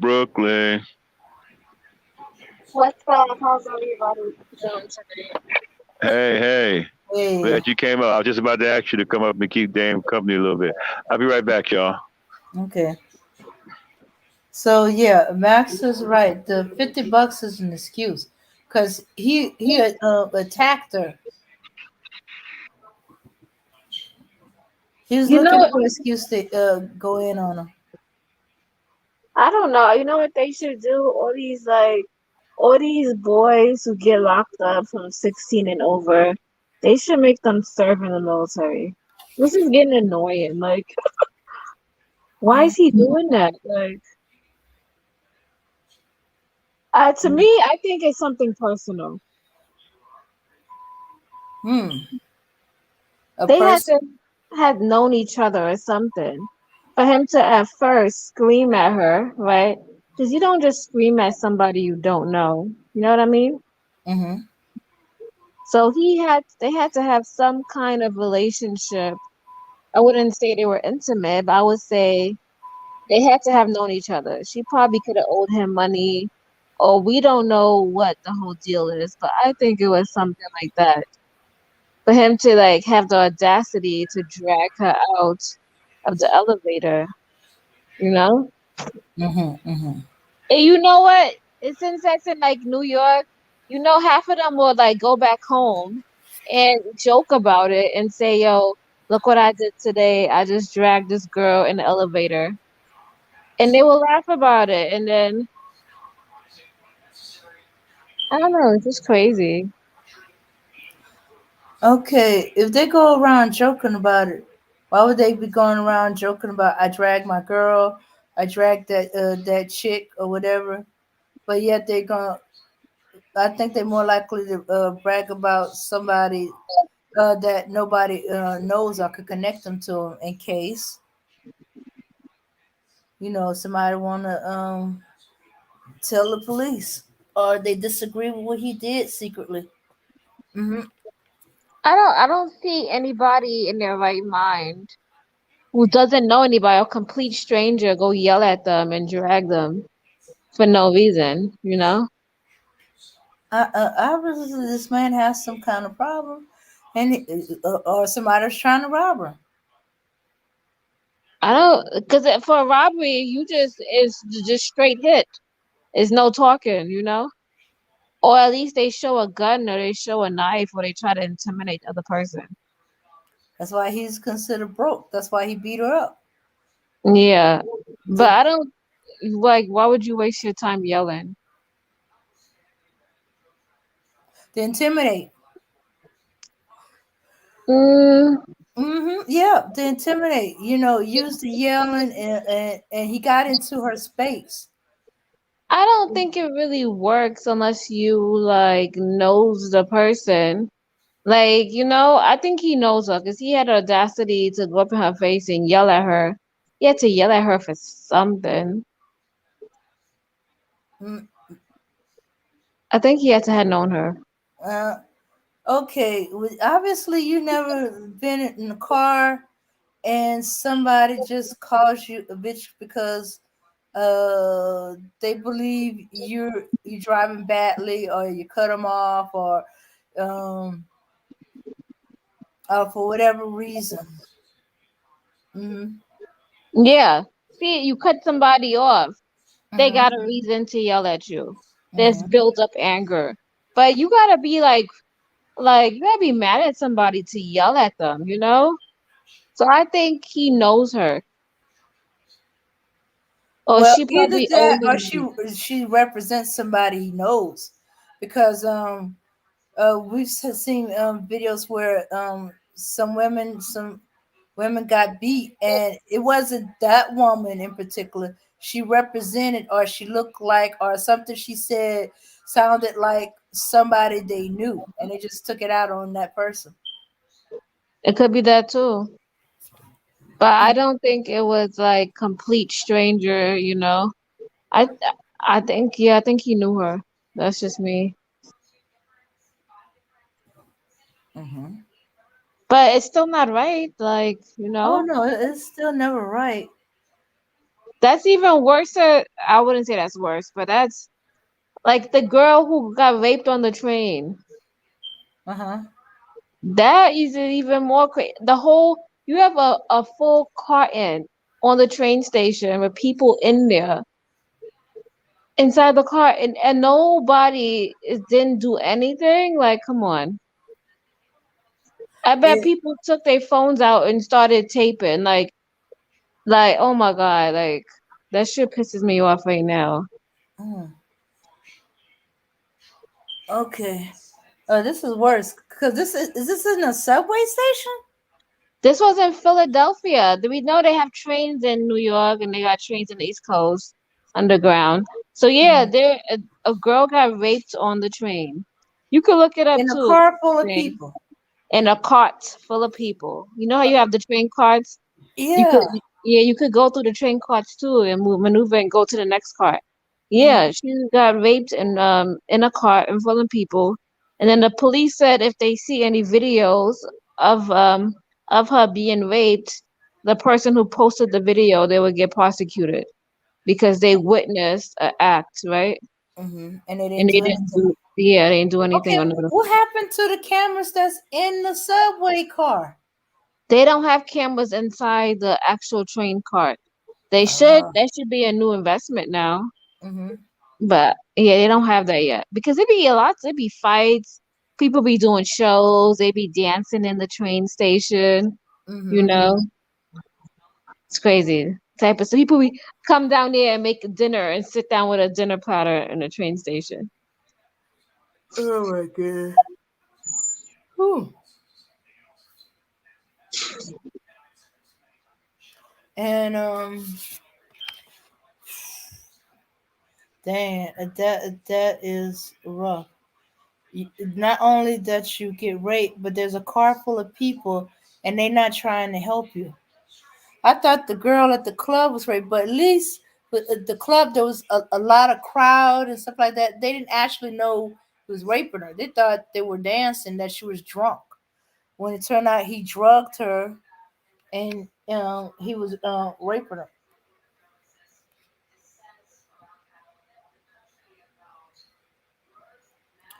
But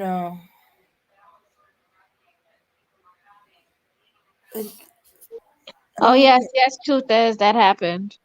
You guys could look it up. Oh, he wants to know, was she a black woman? Oh, I don't know. I just know it was a person. I don't think they gave out a lot of information, but Well, they did show the guy who did it. I'm like, what is wrong with him? Like he had the audacity to do that. Like they think that like they need to stop we need to start calling the police on them. I'm sorry, but like you do the crime, you do the time. Like you're not invincible. And you know what? I used to feel bad, for these kids or even people who are like 2021, that you don't want them to get a record, you don't want them to get in trouble. But it's like, that's his life and that's his mistakes and he did that. And he needs to take ownership for that. And the best way he could overcome that is you go to jail, you learn from your mistakes, and you become a better person. So, Charlene, you said someone got raped in yeah, real time on a train with Yes. people there. Yeah. with people, and nobody did anything? No, they just pull out their cameras and start recording. Were there men on the car? I don't know, but it was in Philadelphia. It was in Philly. Do you have a video of it? There's no video, but you guys could Google it. They done YouTube reaction videos to that too.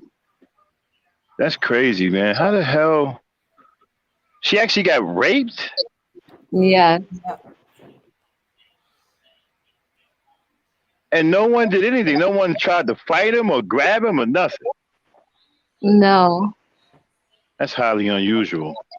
That's what I'm saying. If I was that, I couldn't witness that. I couldn't be there. I don't. Are you sure that's a real? That is real. That don't make any sense to me. You know, if there were men on that car, that should have got stopped. I don't Yeah. understand. That's crazy. I mean, men wouldn't just sit by and let that happen.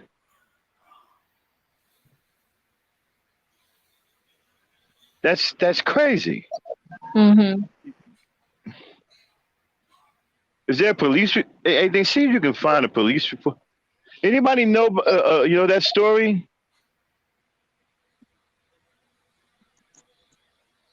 Mama No. Rain, can you the story? Okay, hold on. Let me go to Mama Rain's page. Hold on. She said it's on her page. You did a show on it, Mama Rain? Okay, they said the entire incident was captured on video surveillance. All right, go to Mama Rain. Hey, go to Okay. Mama Rain's page. Wait a minute. Let's ask Mama Rain if she got. Mama Rain, you did a show on it?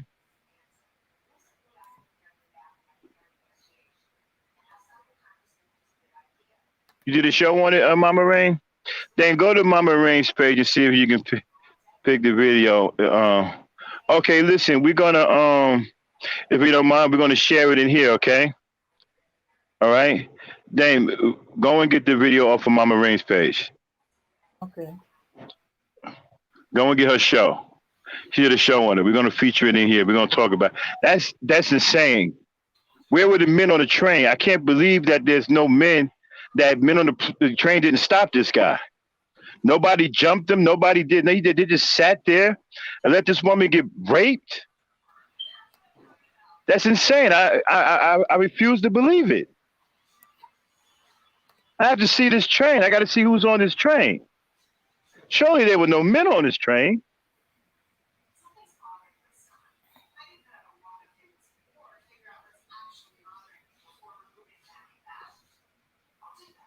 Unbelievable.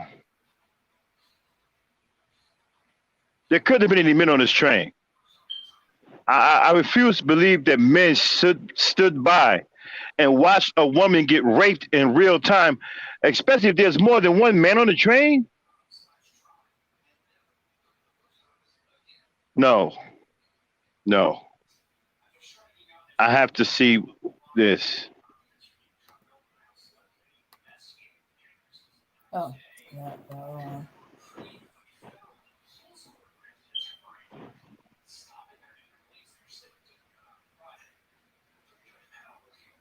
I can't believe that. I cannot believe there were men standing there and watched this happen. They did not do anything to save this woman.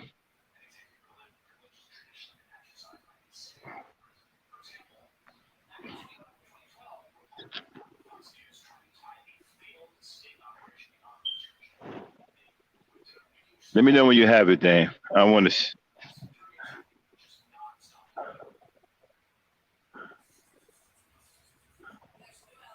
Yeah, she's fine.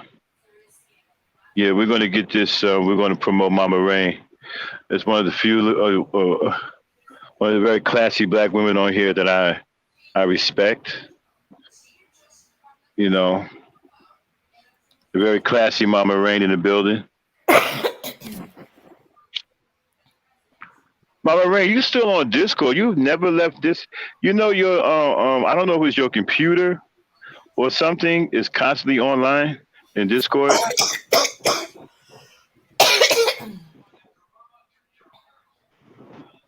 Yeah, I need to find out what's going on. Dame, did you get it yet? No, Which one is it, Mama Rain? You want to drop a link to it in the chat so they can get a hold of it? Easy, Dame. You okay? Mm-hmm. Oh, let's see if Mama Rain drops a link to it. Do they still got that? Found it. Do they still got those programs? What is it called? Like Scared Straight, where they take the kids to the jail and they show them, like, what could happen if you stay on the course that you're on in life. Yeah, but it's all watered down now, and most of the kids now are all white. I don't even know they even have black kids on there anymore. I found it. Okay, hook it up. Fair use. But, Mama Ray is one of us, so, we support her. She support us, so it's just us supporting each other. Okay. All right, y'all. This is all right, y'all. We're about to view a show done by the very classy Mama Rain in the building. All right, let it rip, Dame. A woman raped on a train and bystanders watched and did nothing. Let's talk. And developing right now in Delaware County, Upper Darby police are investigating a reported rape on board a SEPTA train. It happened on the Market Frankfurt L near 69th Street around 11 o'clock Tuesday night. Police say a SEPTA employee who boarded the train called in the attack. 33-year-old Fiston Noy was charged with forcible rape, assault, and other crimes. Investigators are now trying to piece together if there were any other videos or pictures of that incident. We're still going through the video, but there was a lot of people, in my opinion, that should have intervened. Somebody should have done something. It speaks to where we are in society. I mean, who would allow something like that to take place? So it's troubling. But again, we're working on that, and we're trying to identify anyone that we saw coming on and off the L at that time. Police say the victim is recovering from her injuries. Meanwhile, the suspect is being held at the Delaware County Prison after failing to post bail. So people watched as this helpless woman was raped on this train. Nobody assisted her.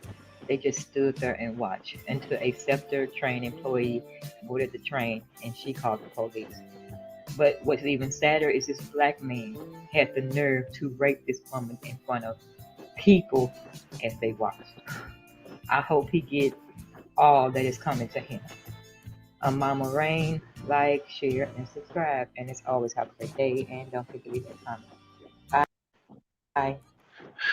All right. Shout out to the very classy Mama Rain for providing us that information. And here's my thoughts. Black men, this is another L. This is a huge L. Oh yeah. This is a huge L. I mean, are you fucking kidding me? Are you fucking kidding me? Mm-hmm. This would have never. Unbelievable.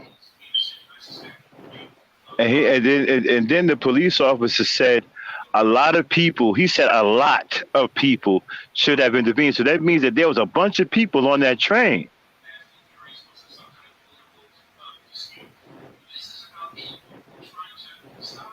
So there probably was a bunch of men on that train and they did nothing. This man is black. Are you gonna tell me the black men on that train did nothing? Was the woman black? Anybody know if the woman was black? Well, they did not. I don't want to make this a race thing, but I'm just curious.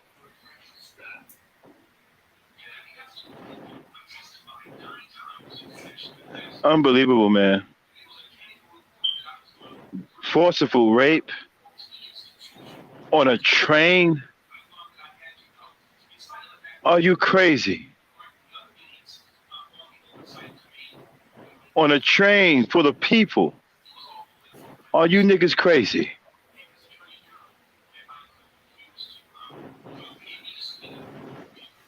And what's even worse is that nobody did anything about it. But at least he got caught. At least he got caught. At least one person had the nerve to at least call the goddamn police.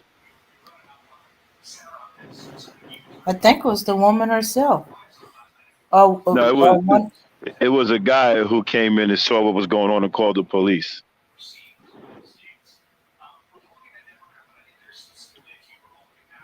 This is fucking crazy, man. You niggas crazy.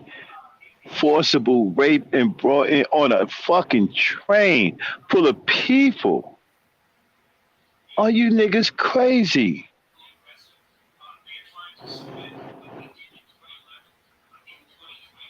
There's something wrong with you knockers, man. Y'all mentally ill.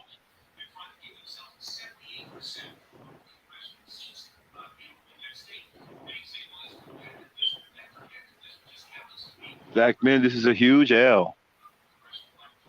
This is bad. This is really, really bad. This is a gigantic L. This is bad, man. There ain't no other way to say it. And then on top of that, you had other men there and they didn't intervene. It'd have been one thing if you had 3, 4, 5 brothers jump in and beat this brother down or hold him down to police get there. That'd be one thing. But there was none of that. And what if that worker didn't come in? Would they even have caught this guy? Man, this is crazy, man. I'm at a loss for words. I ain't never seen nothing like this before. I mean, this is wow. It's a huge L for black men, man. It's a huge L. I mean, the fact that you would even have the guts to even try to pull something like this off in front of people. It's bad enough you did it to begin with, but the fact that you had the gall, the guts, the kahunas to try to pull this off in front of people. Starting to make me wonder if half the niggas running around here are all mentally ill.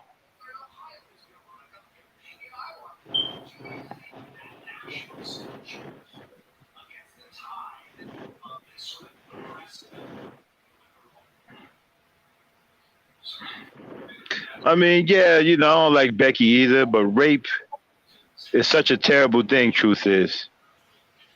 The trauma that women experience is just devastating. Some women don't even recover, man. Some women end up killing themselves. Some of them can't sleep, constantly having nightmares. They can't function anymore. It's such a traumatic experience, man. It tears them apart. It's devastating, man. It's devastating to them.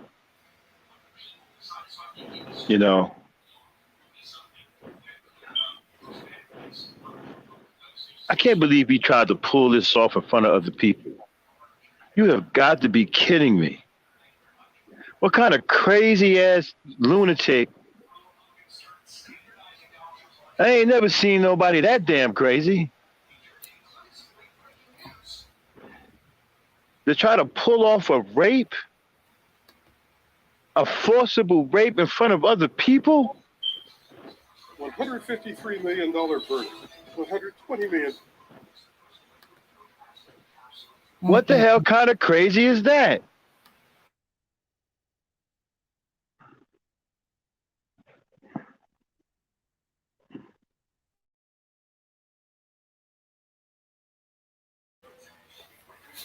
That is demonic crazy. Only Azim could not care get arrested, what happened. Then he tried to say it was consensual. Yeah, we gotta. What woman in her right mind is gonna consent to something like that? Yeah, we just gotta call the police. I don't support defunding no police. I'm sorry. I just don't. I kind of really don't like the whole Black Lives Matter movement either, in a way. Okay, so what do you think about the black women in charge of a whole town, and that this is like a first step? You know what? I'm open to it, but a part of me feels like, why can't the men step up? Like, I'm open to it. I'm open to black women being a part of it. I know that we could do it, but it's still like, shouldn't this be the males? Shouldn't they be doing this? Like, And then a part of me thinks like, first they say like we have all these obstacles ahead of us, but we still manage to pull through even with obstacles ahead of us. Like we be taking care of kids by ourselves with no support whatsoever, and we still manage. So a part of me is like, what is their excuse? And I don't feel like their excuse is justifiable. If a whole town of black women could do it, Why can't they do it? You know, Yeah. what is stopping them from doing it?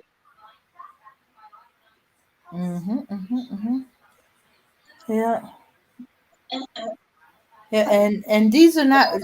And before they start talking about, these ain't women that just got pulled off the street. These are women, um, that they earn these with the job. They work these jobs. They not just put in there to be some face of black people. You know they have the training, the skills. They have done these jobs for years. But let a black man tell it. He's gonna say, "Oh, she's a bed wench. She slept her way to the top. Who does she think she is?" I Uh, don't know. or she'll But be yeah. put, or she's putting brothers away just as much as the white man. From what a little bit I was reading of it, actually a whole bunch of brothers are going to them for appeals. Um, um, for that they were getting denied, but there's also they're also dealing with those facing third shoplifting conviction. Yeah, they still have to serve their jail sentence, and those that you know, a lot of black men felt that their plea for mercy or that they were given a fair chance. Hmm. Yeah, yeah. One of the judges is seen as tough on crime. At the same time, a fair shake to defendants depending on the circumstances. Yeah. So these are men that are saying this about this woman. So uh those that are saying, "Oh, she's a breadwinner, she slept her way to the top." What white men is she doing to get these positions? Um, uh, these black men ain't saying that. In fact, Okay. she's a wife. She's married to a black man, so there is no white man in this picture. She's married to a black man. She have black children. She just have empathy and sympathy. She bring Okay. that to the table every day. That she cringes when she hear people talking about racial bias and corruption in the justice system. Okay, well, it's there, but it may not be there when she's there. But You I can see, the appeal to black men. They want to be fairly treated. They want to be heard. Yeah, she's not gonna let them slide on crimes they did commit, but she'll make sure that they're not doing more time than they should be, or they or the but she's not giving them a slap on the wrist neither. okay? Then Mhm. that's good. I think that yeah, I think our voices should be heard, whether we're white or whatever race, but for either a black man or a black woman, I think our voices should be heard. Because a lot of cases be unfair cases, unfair sentences. So yeah, I agree. It should be heard. Yeah. And yeah, I support that. I think it's a good idea. I kind of wish there was more men, but I think it's a great way, just to show the community that you could be there. Yeah. And it's almost like a mom figure, so it's not like, Yeah. I think And it's good. I don't see anything wrong with it. I mhm. support it. But I'm Yeah. just being outside people might not, they might. Yeah. But yeah, as far as the people in that town, the men in that town, they see it as a good thing. Okay. And these are not so-called swirling women. These are women who are married to black men who have black children, and one of the let me see, public criminal defense lawyer. She said, "I look at people as people and I expect fairness from everybody." I like Um, that.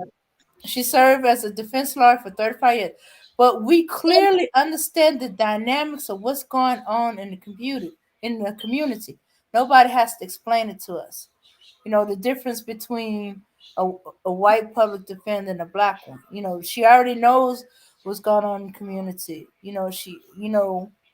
What is somebody that's doing things criminal to survive and doing things criminal just you know to make money.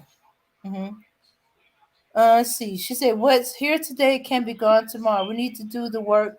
We need to do the job and leave a legacy of a job well done." That's true. You know what I was thinking about? Maybe what with some of these guys, who probably went to jail for like petty crimes. I hmm think we need to put them in a position, right, where people rely on them. You know what I mean? hmm Like, like when they show up, their presence is important. So I would say like we can have them like do tutoring sessions for kids as a way of volunteering because one, it pushes them to see that they're a positive role model for the community they're dependent on. And, hopefully they can make that change to be something better. Yeah. Because Yeah. it'll be better than volunteering or picking up trash or doing something like that. Yeah. Oh yeah. Yeah. Yeah. Because you need to inspire, change in someone. How are you going to inspire change? You can't really inspire somebody if you having them do like just like regular like jobs, like picking up papers or not doing something that's really influential. hmm But if they're doing something that's really influential and they see that they're dependent on and what they do adds purpose to the world, they will know that their value in themselves and they'll want to do better. And they'll Yeah. probably know that they can do better. hmm Real enough, in my town, those guys that went to jail for petty crimes, or even some of them for drug related, now when they out of it and they got over the drugs, or they went through treatment for drug addiction and stuff like that, they actually get hired by the city. As quite a the city is very aware of their history and stuff like that, but they work for the city. You know. Yes. You know what? People in New York, even in New York, if you have a felony or something, you can still get hired by MTA and Mm-hmm, work for transit. And transit, they pay some good money. mm-hmm, They pay you up to 50 to 40, almost $50 an hour. Like, as time you work there, mm-hmm. longer you work there, your pay goes up. So Yeah. again, Or I the still would jobs. say Yeah, no or the jobs become a excuses. stepping stone to something better. Yeah. Because I remember one dude he's complaining about he didn't really care working for I guess it's the sewage system or the water system, but they had to deal with cleaning the water, especially where it's coming from the plumbing. And he said, "Oh, I smell crap all day. Say I can't wait to get in the house and jump in the shower." He won't kiss nobody. He won't talk to nobody until he gets in the house there. But after a few years and he saved up some money, he had developed a work history and his good work history. He got him another job that was better to him. Better for him, more pay, more benefits, something where he don't have to smell crap all day, as he put it, uh, and stuff like that. And he got his own house. He's in business with his uncle. All them houses that got damaged because of hurricane floodings and stuff like that in the Gulf area from Louisiana, Texas, Alabama, Mississippi. Uh, his company was one of those companies that did the cleanup for the houses and taking all the debris and all the wet, moldy, you name it, stuff out of the houses so that they can be repaired and stuff like that. Cleanup crew. I don't know. I forgot what they were called. What they were calling themselves. What they call themselves. hmm And they had a bunch of young guys that they weren't doing nothing. They were in their 20s. They were out of school. They weren't going to college. They weren't doing anything. Like, want a job? Okay, you able to travel out of the state?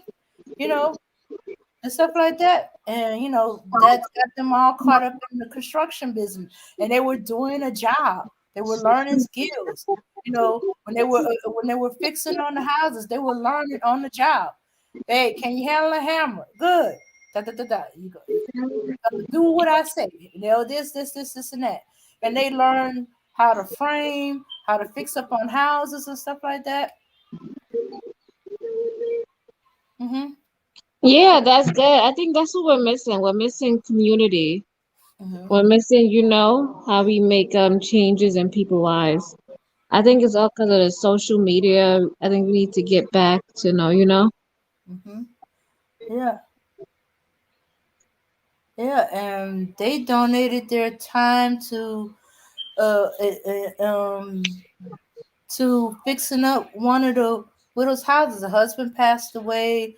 The house was neglected, and they fixed up the house, cleared up the yard, and had her house back in shape, which was a good thing because they discovered there was a problem with her roof, and they caught it before it came. It could have came down on her. Mm-hmm. Yeah. See, that's good too. It's so many ways, but I think they need to, like these kids, I call them kids and young adults, they're following, they don't have any good examples and they're following this garbage music. I'd say it's garbage. I don't listen to it. Oh, But they're getting caught up with the drug dealers. Our small town is the drug dealers. Although I'm becoming aware that there are gangs starting to come up. I said, this is our little town. We're too small to be having gangs. But apparently gangs are starting to become prevalent even in small towns.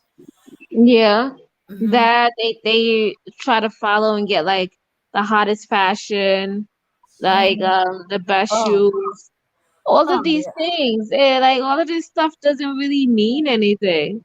What Mm-hmm. means something is having a great experiences and learning more about yourself. Oh yeah. And I think Shoes. yeah, we lose sight of that. Like nobody cares about these shoes, the hottest hairstyle. Nobody cares about any of those stuff. Like Yeah, yeah. those things doesn't matter. You become a slave to them. You Mm-hmm. go, you get your job, and you spend your money on stupidness. I was just saying. Yeah, and then it breaks, gets stolen, get lost. Yeah. Yeah, But yeah, I'm so tired of seeing guys with these rims on the tires so big the car could barely turn. yeah. Why? Like, why are we doing that? What are you getting from that? Do you want somebody to see you? Like you want a new girlfriend? Like, you want everybody to know you got rims? Like, and half of the people you don't even like the people that you're trying to impress. Mm-hmm. It's Yeah. crazy. If you could have took that money, saved that money, probably invest that money into something for the community, or even go travel, you do yourself better. Like you give yourself a better experience and you'll learn something. Mm-hmm. I mean, if you want to buy rims, you could buy rims. I support whatever you want to do, but if you don't go waste your money if you ain't got it like that. That's the whole thing. Oh yeah. Unfortunately, they be they some of them they don't be knowing how to handle money. I've seen it a few times with younger cousins. Their fathers, their uncles, their older cousins are bringing them into a job, and it makes some serious money. It's a lot of hard work. Otherwise, there'd be a lot of hard work. But they don't get their money all at once because it's like they're away for 2 or 3 months and then they come back for a month. So imagine 3 months of paycheck hitting all at once. They go berserk. And they're not listening to their fathers and their uncles and their older cousins who's trying to tell them how to deal with their money. They buying grills, they buying all this stuff for their cars, or they gotta buy the most popular car and stuff like that. Luckily for our end, it's trucks, but it's usually the most expensive type of trucks with the biggest type of most expensive rims and stuff like that. I'd be like, y'all crazy. And it's weird. Out of all of them of a certain age group, there might be, let me see, like at one time there was like 10 of the cousins. They all went, and when they came back, the boys went crazy with their first paycheck, and all of them except for one was smart with it. And even then, he was being made fun of by his cousins. It's like, hey, I got plans for my money and stuff like that. I just need a car to get me to and from work, and I don't want to have a car note and stuff like that. And what he did was he got a little cheap car. You can't find them cars anymore. For us, it's like $500 car, $1,000 car. Paid the whole thing. Make sure it was drivable. And yeah, it was drivable. I mean, it was in good condition for that long distance driving. Put the rest of his money away, and like he paid for his insurance a whole year in advance. A lot of stuff he was saving up for. He paid like a year in advance because he was like, I don't know how long I'm gonna have this job. I don't even know if I want to keep this job. But in the meantime, while I got all this money, I'm putting it off the side. So he goes to work in his little humpty, like his cousin like to call it. They going in these really nice trucks and cars and stuff like that. Their cars get broken into, stuff gets stolen, rims get stolen because they sitting up wherever they park at. I'm not quite clear about where all that at, but all I know is I heard a bunch of crying and moaning when they came back. They broke into my car. Why they had to smash the windshield? They stole my music system. They stole all my CDs. They stole this and that. They took my rims and stuff like that. And I was like, how did you get back home? The cousin with the humpty. That's how they got back. And some of the cousins and uncles. Yeah. Yeah. His was the only car that didn't get broken into, or well, one of the only cars that didn't get broken into, because they didn't think he had anything. Because basically he didn't really fix it up into no big system or anything. He didn't put no rims on it. It was just a decent car. It looked kind of bad on the outside, but it ran great. And any little small maintenance thing that needed to be done, he had it done and fixed up before he went. But they went cool. I mean, whole gold sets of grill. Okay, I have a thing that's like a gold teeth because they look like rotten teeth to me. And I'd be like, why couldn't you go silver and stuff like that? That is so ugly. They can barely talk. That gold is so heavy. Nobody tells these dudes that gold is heavy. You know what? So I work in finances. I'm an insurance agent. So, when I go into people's houses, it just be crazy. Some of these people, right? You can tell the people who don't have money and people who do have money. And then you can tell the people, like, people who just refinance their house. And that's how they live. They refinance and then their mortgage payments goes up. And then they take the little bit of money that they refinanced and they took out. It could be like what, 60, 70,000. They take that money and they pay their bills off, they splurge, and then they struggle every month to pay their mortgage payment. Yeah, yeah. That and then the people who you think don't got no money, like they be having a lot of money and they're well structured and they got a big savings account and they be driving the most simplest car, like a Toyota. They don't care for nothing fancy or anything expensive, and you can never tell they had a lot of money. And they don't even have a lot of furniture in their house.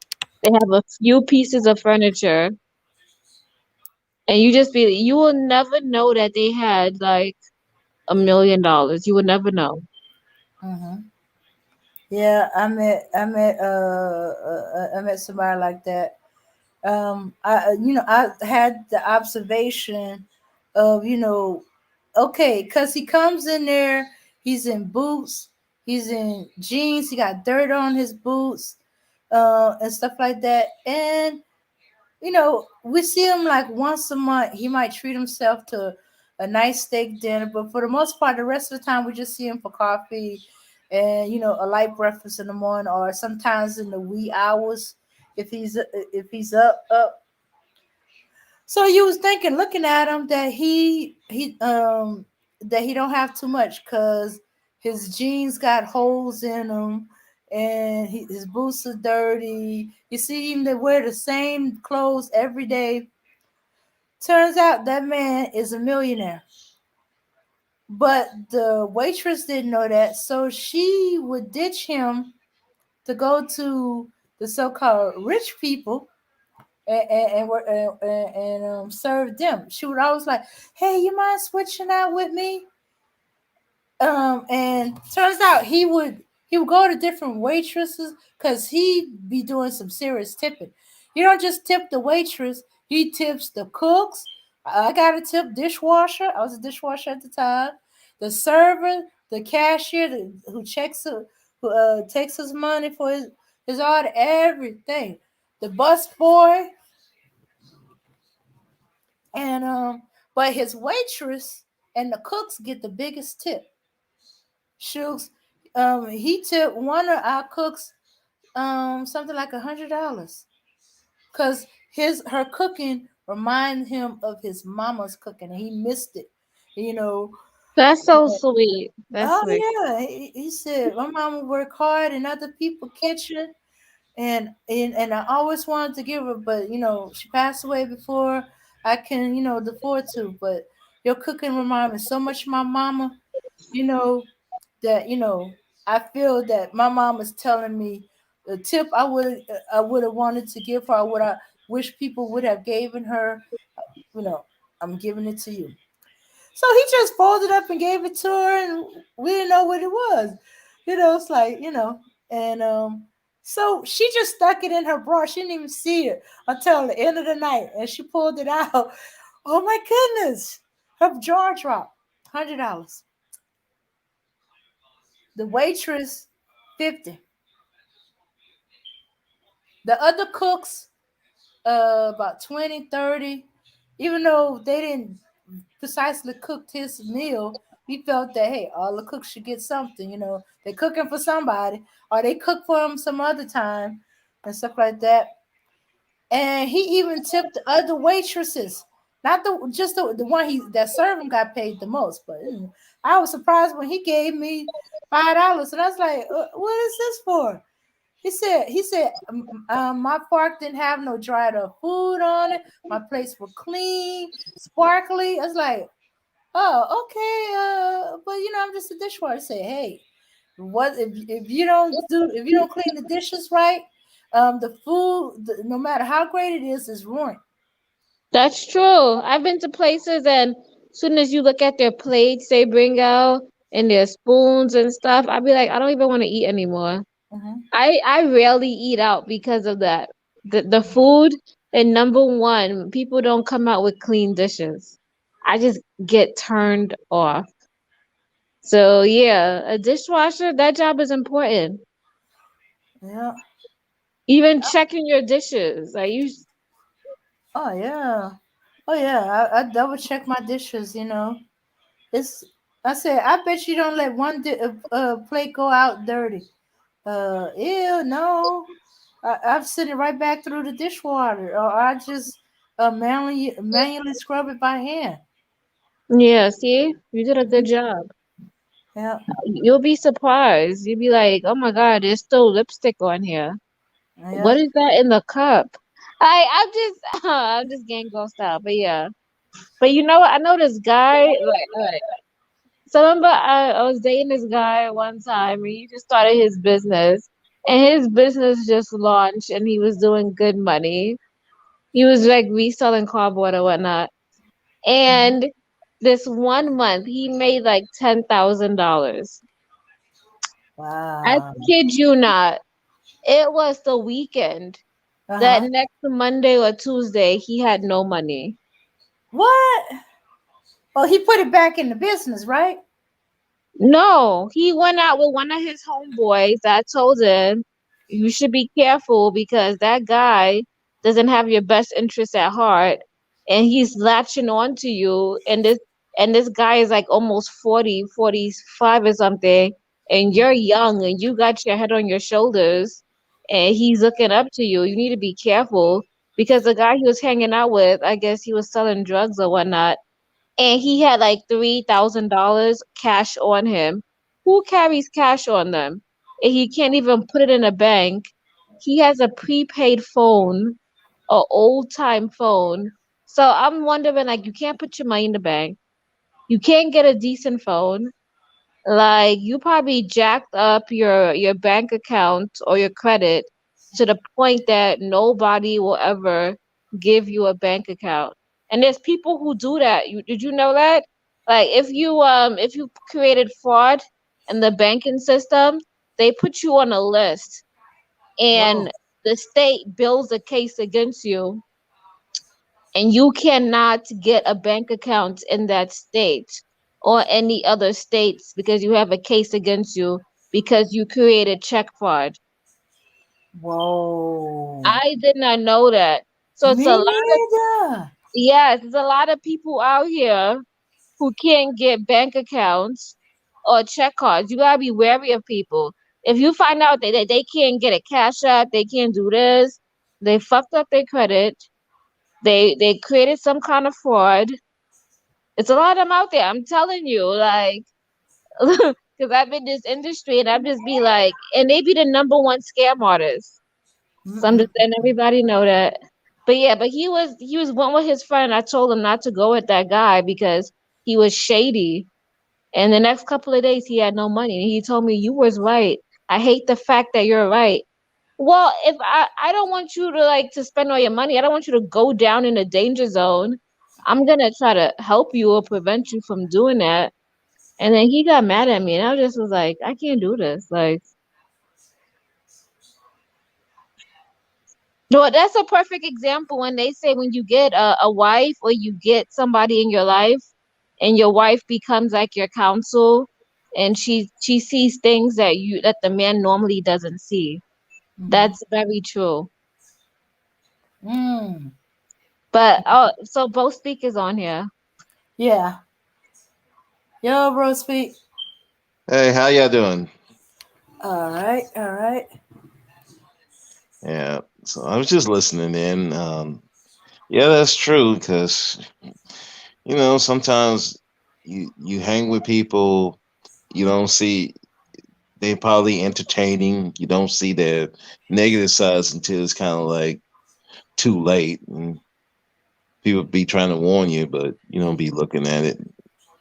You avoid you ignore all the danger signs. So it's sad that the guy got mad at you, Charlene, about that because it's. I think that what it was probably his pride was hurt. He didn't want to admit that the fact that you were right and he was wrong.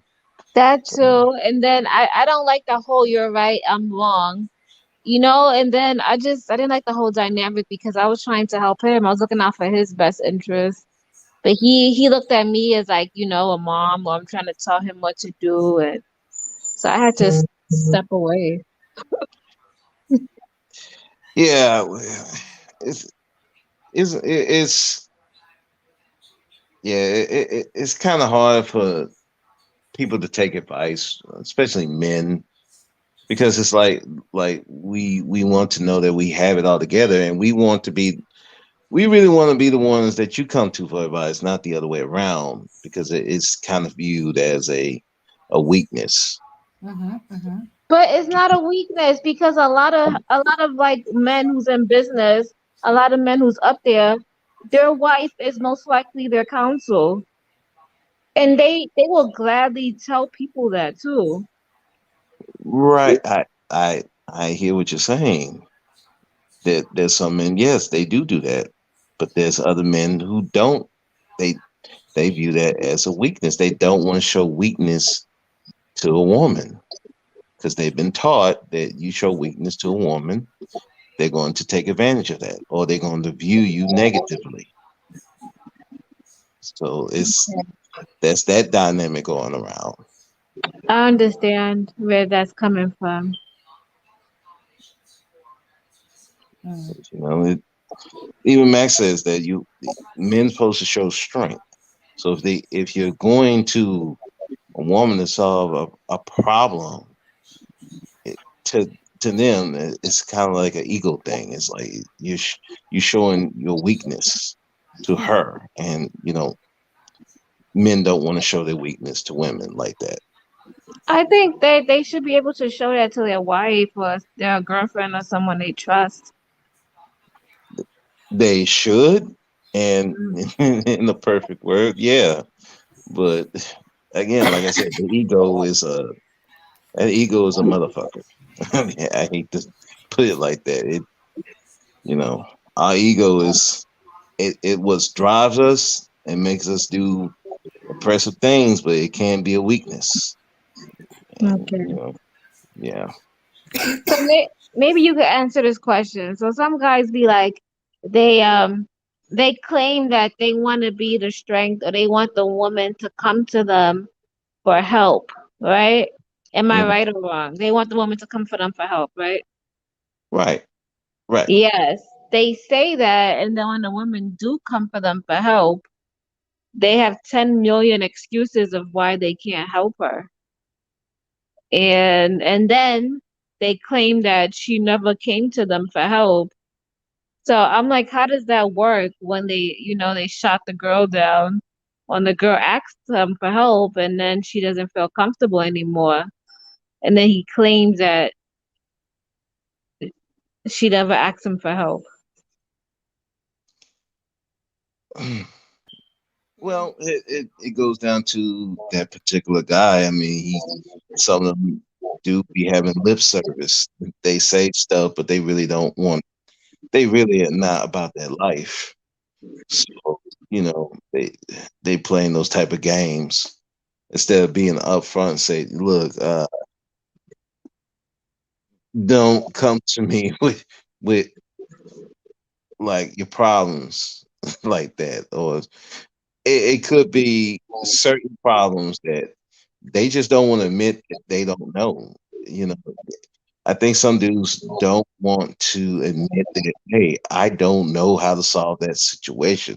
So if you're coming to him with a situation that he knows he cannot solve it. He don't know. Instead of saying, okay, let me get you to somebody who can help you, or What what if you know that he can help you?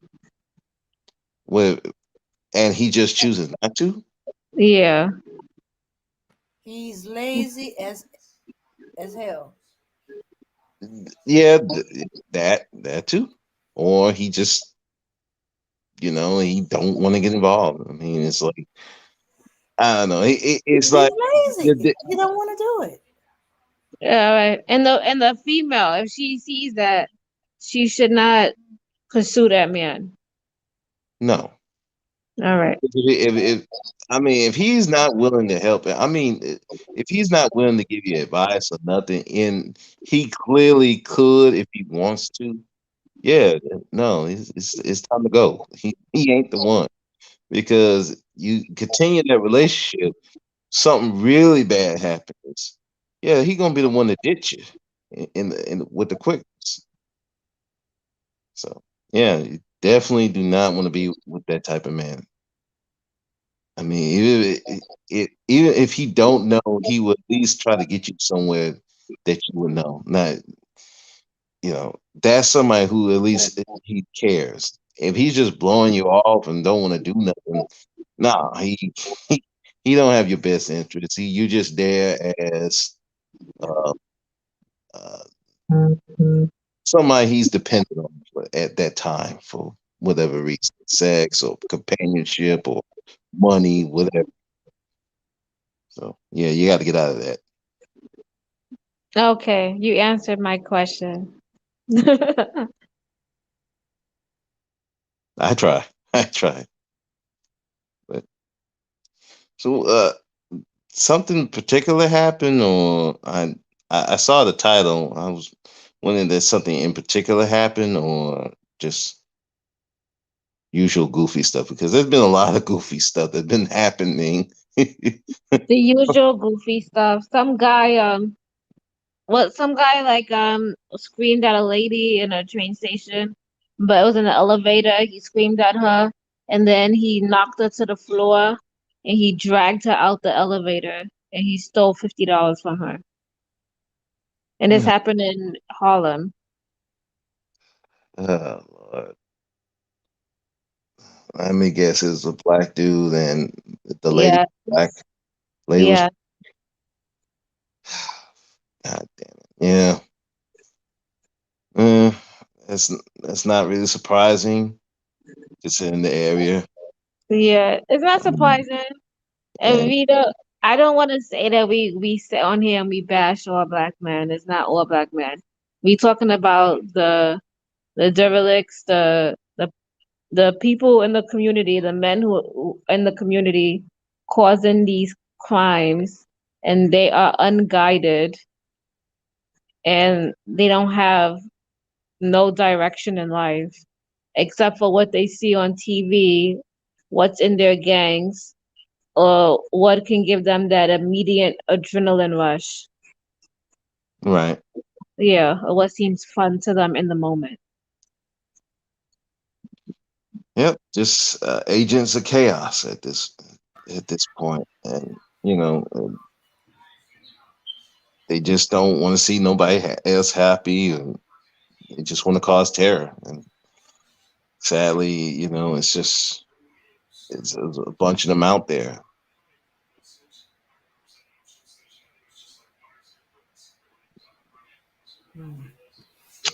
But yeah, that was our 2 cents. But yeah, so you can talk about whatever we was talking about. Oh well, Mhm. I mean, that's what I was trying to. I heard about I guess your cousin Dame, about the whole money, throwing the money away. Oh yeah, they were gambling. They were gambling on a game, on a video game. You know how the basketball, PlayStation, Xbox games, PlayStation, Xbox were kind of just coming out where the games look realistic. Mm-hmm. You didn't know what you was looking at. You would think that you watching a real game.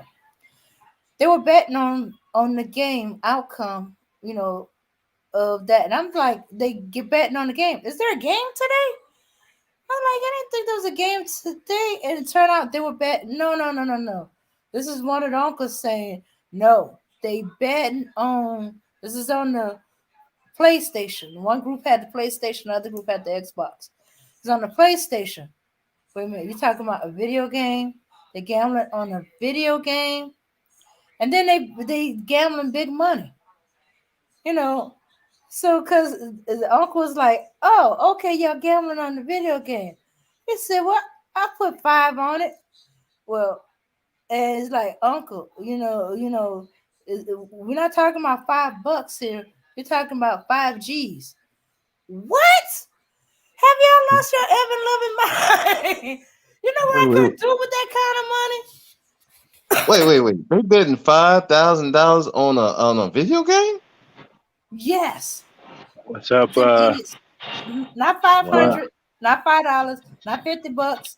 Hey, hold on for a Five second, Dan. G's. Mhm. Hey, what's up, bro? Speak. Hey, what's Hey, up, Max? How you doing? hey, what's up? Hey, do me a favor, Charlene and bro, speak. Hold it Hmm. down for us. I gotta talk to Dane behind the scenes about something. We'll be right back. Hey, hold it down for y'all. Hold it down for us, okay? We'll Okay. be Okay. right back. All right. Dame, answer your phone. Okay. Damn, 5,000 on a game? Yeah. Do you see how what these people just be doing? I mean, yeah, what they do with their money is like they don't take their money and invest it into something that would benefit them. Wow. Know what that's called? That's like it's the same thing as a stock market. Like you trying to get fast money, but that's not how money, you gotta be strategic with it. Five. Exactly. Dang, 5,000 on a on an Xbox game. I like, I don't feel so bad when I spent like $300 on a game system now. They 5 G's. I'm like, wow. The I'm when she kind of described, I thought it was like some kind of gaming tournament or something. Now I put money into that and to enter, but they actually betting. I'm like, wow, this is something else, man. That's crazy, man. $5,000. I can't do it. I don't even like gambling that much. I didn't even like when went to the casino, and No, I was like, you know, casinos are okay. I went every now and then. Uh, what about horse racing? Some people bet on horse racing. I've done that. My mother used to do it. I mean, she used to do the dog races though. We had dog races like not too far from where we lived. So she would go over there and do the dog racing. She'd do the casino.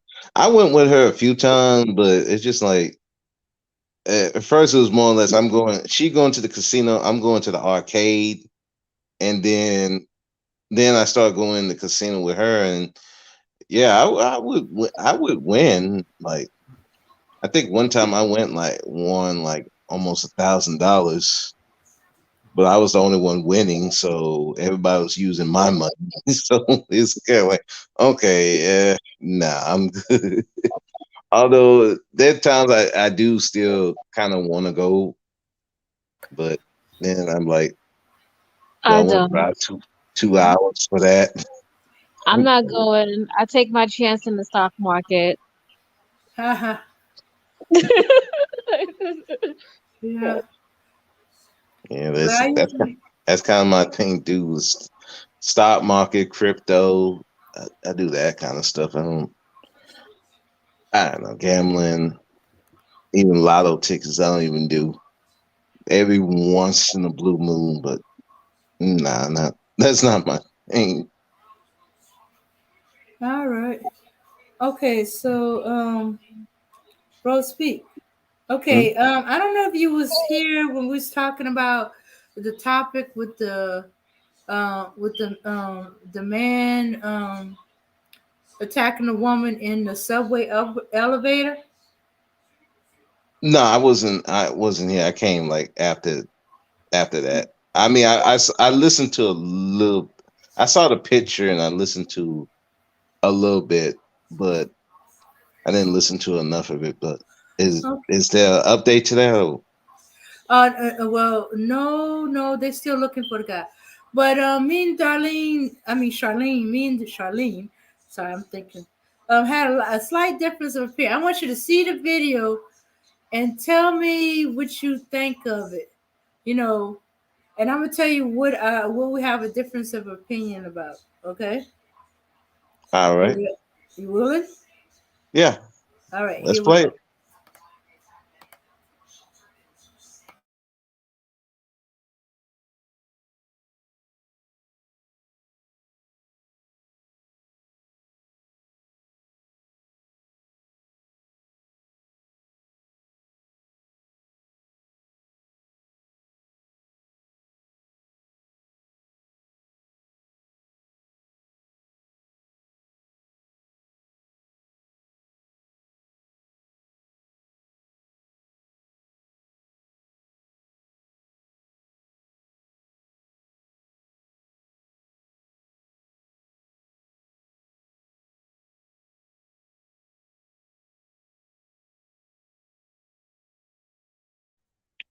That looked vicious.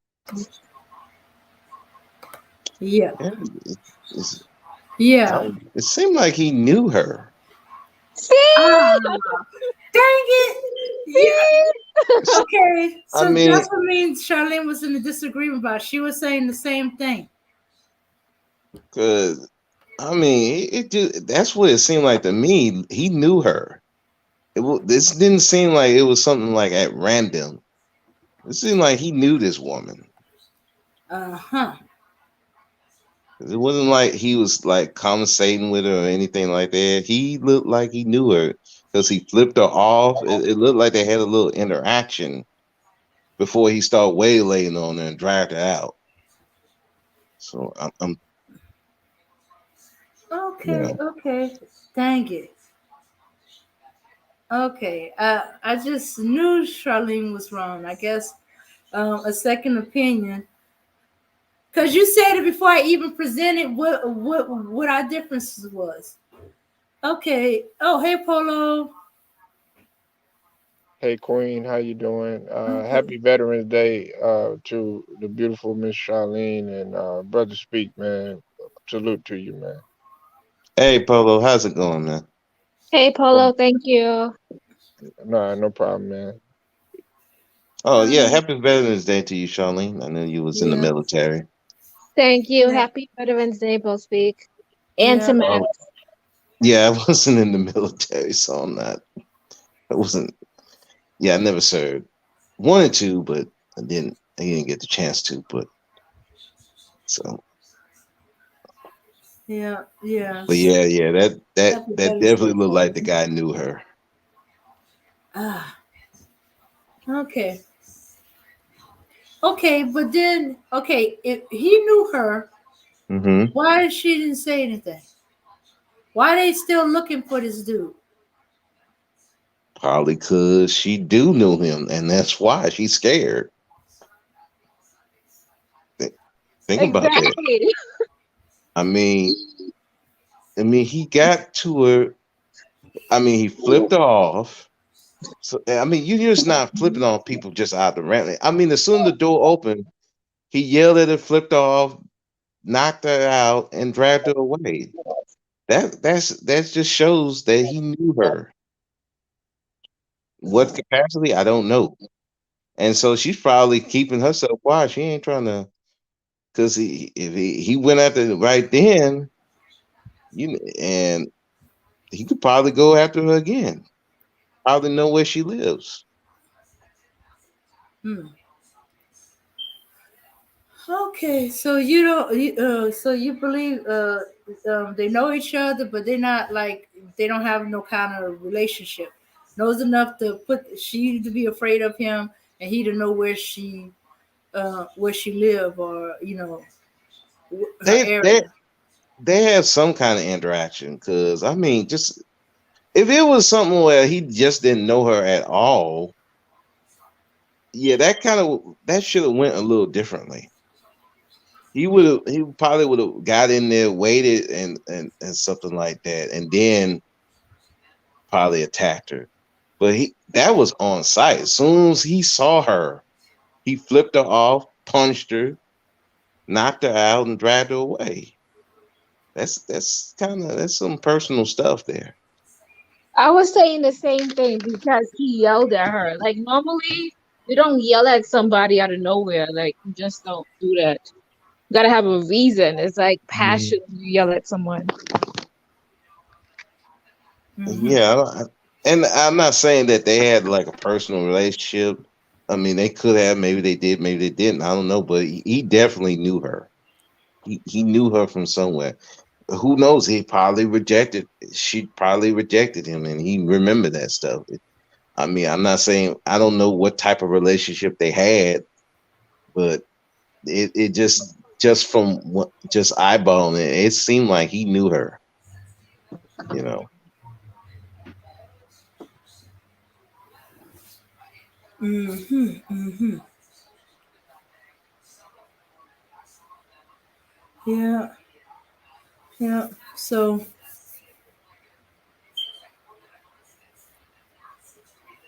So you It was okay? So it, I think it was definitely personal.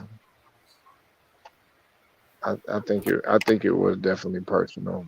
Uh, and usually like when stuff like this takes place, like let's say I don't mean to be, you know, too graphic about it, but usually when a murder takes place between, you know, a male harming a female or whatever, sometimes like when it comes to like they say like when it's strangulation or something like that, sometimes that usually means like it was personal or something like that. So like with this instance right there, what Brother Speak was just alluding to, I think it was very key that he had mentioned that because he had said that, you know, he's sitting there yelling and something like that, and he probably did. There was some form of rejection involved where it was like, look, I don't have no time for you. Maybe he wanted her, but she don't want him back. You know, that sort of thing. That's what it appealed like to me. You know. Okay, to Mama Ray. Okay, so did she go to the police? I'm just going by what Dane was telling me. I didn't. I okay. Let me see. Let's see. All right.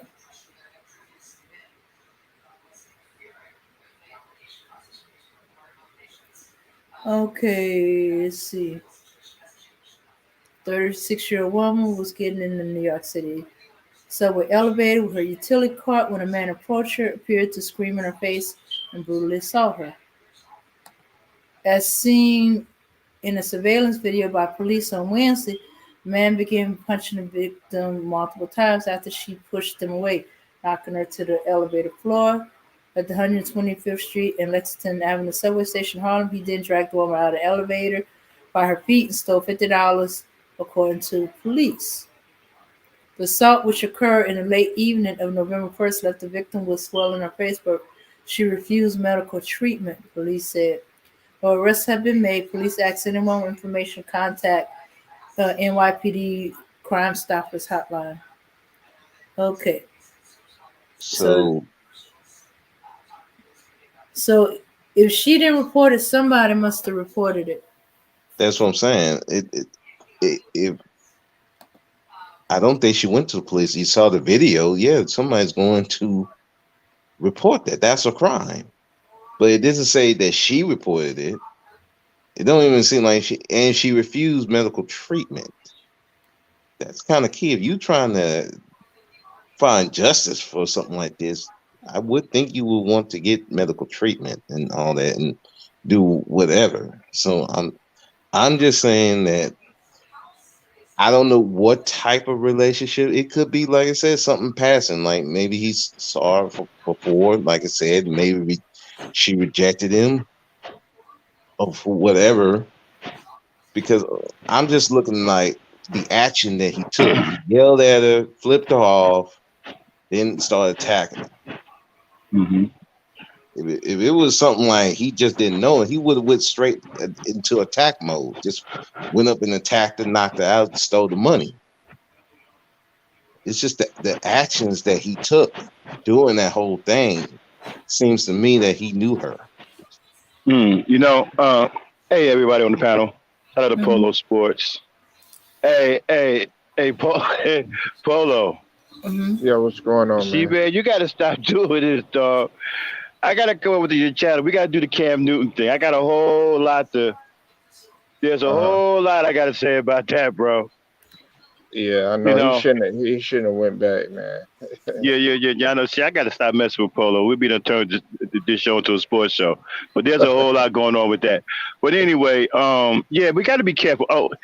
Shout out to Charlene, my sister, veteran, and all my veteran brothers who served this country.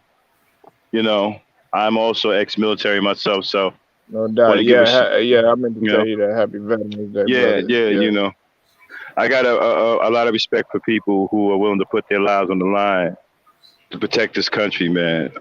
So I serve with a lot of brothers and sisters, and you know, it's something special when you run with people like that, and y'all got a common goal. It's to protect your homeland. It's a whole different animal, man. It's a whole different stratosphere to be on. So, salute to my brothers and sisters, ex-veterans. Well, not ex-veterans, but, current veterans and ex-veterans. But we have to be careful about this, right?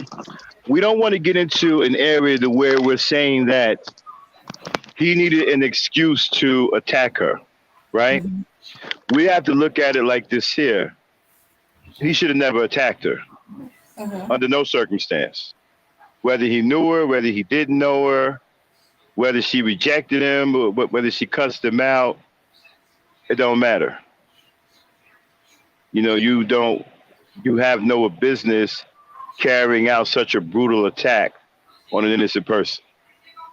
I think that's the area we need to stay in. When we start saying things like she knew him and all that, it kind of sounds like we're giving an excuse for his behavior. And we have to be, that's a slippery slope. We got to be careful with that. Yeah, I'm.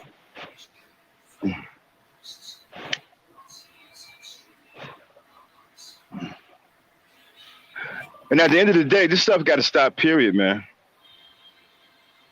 Because what's going to happen, and I've been saying this, and a lot of people think I'm crazy. I'm telling you, man, you're going to back yourself into a corner. This whole sisterhood thing is taking flight. She's gaining allies. And eventually, she's going to have the law on her side. And you ain't going to be able to do nothing about it. And then you're going to become the target. Then you're going to become the one that's being terrorized. You're going to become the one that's hunted. You're going to become the one. You will become the one who's afraid to go in the elevators, who's afraid to go in the liquor stores. Once you get the law on her side, and it's heading that way because they're already starting to invest billions of dollars into her. Once she gets the law on her side, it's pretty much a wrap. And when it happens, don't say you didn't hear me say it was coming. This is what happens when you listen to guys like Kevin Samuels, Manosphere. You're out here doing things that are absolutely disrespectful. No man respects you. All this about you going to other countries and all that, that's all stupid because that's not going to happen. Because no man who don't respect you is not going to let you come into his country and plant your seeds into his women. Because he's going to feel that your seeds are tainted and that you're going to, screw up his society. He's not going to allow that to happen. And your travel is getting cut down. You can't go certain places now without being attacked. See, there's a lot of stuff that's going on that you're not hearing in the news.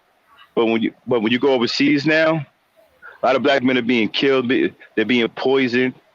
They're being found dead. That's because nobody respects you. Nobody wants you in their country. And it's all because of your actions here and your behavior here. Nobody respects you.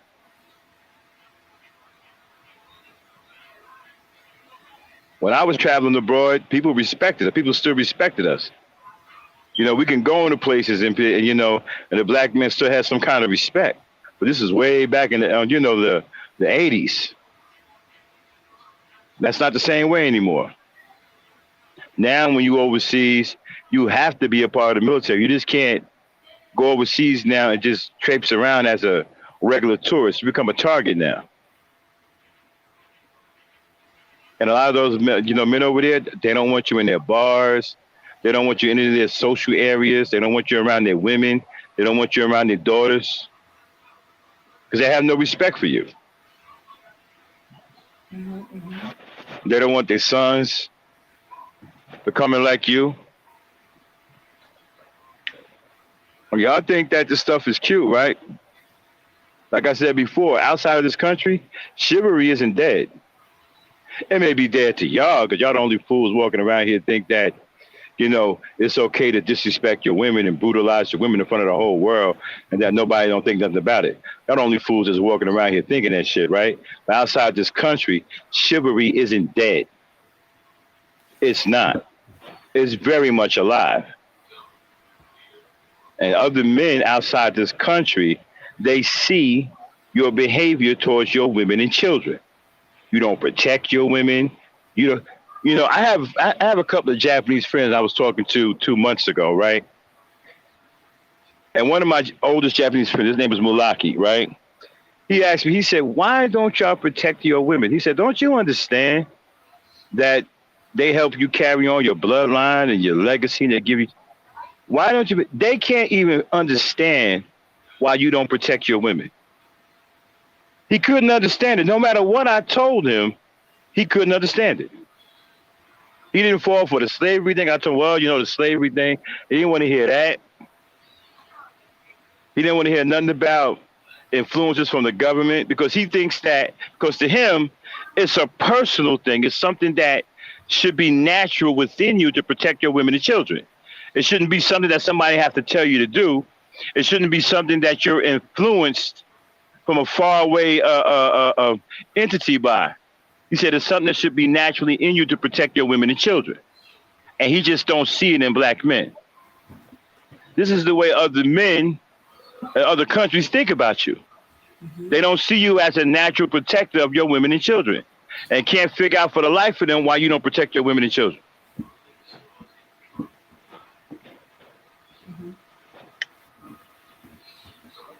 One of these days, I'm going to start having some of these brothers on from different races. I know quite a few of them.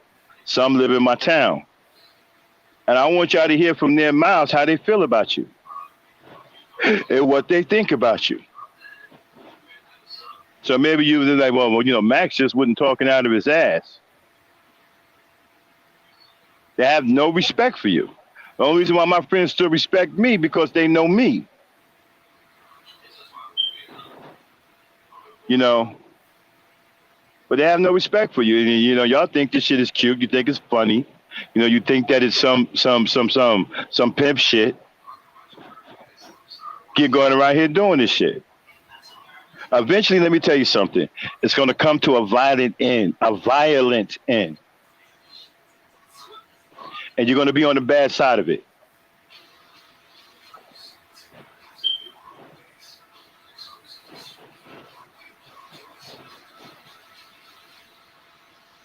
Mm-mm. Yeah.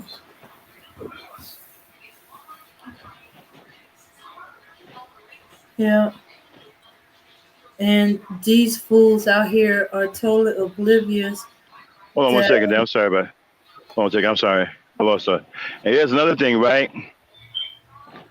You have to understand something. Outside of this country, women are still viewed as women. They're still viewed as somebody who should be protected. They still viewed as the weakest sex. They still viewed as bearers of life. Now, for some reason, that has gotten crossed up over here in this country. You see what I'm saying? That's got crossed up. But outside this country, it's still pretty much the same. And so when they see you running around here beating up on women like you do, they see bullies. They don't see black female fuckery. They don't see any of this shit that you're talking about. What they see is you doing the unthinkable to the very, very women that you're supposed to be protecting.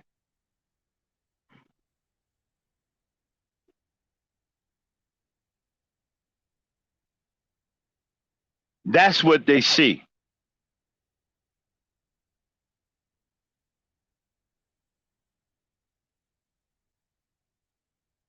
And the thing, and here's another thing too, right?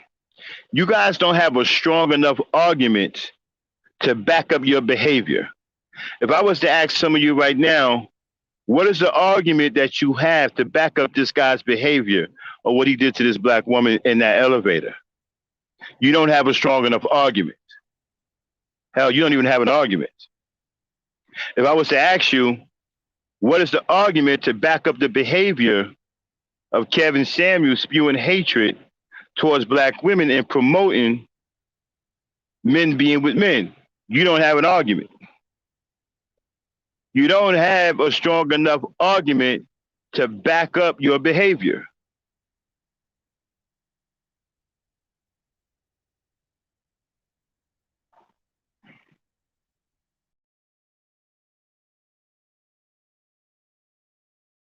Okay. Okay. So just the fact that no matter what, that he attacked the woman was all kind of wrongs.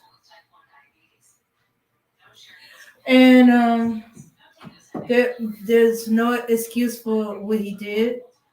I don't care if he knows or intimidated, but it could be kind of like what Yvette says. He intended to rob her. And I think somebody else said he attacked her just because he could. Or as I was thinking, since he didn't pull out no gun or no knife, he attacked her to force her to give up that money. He used his size, his strength to intimidate her.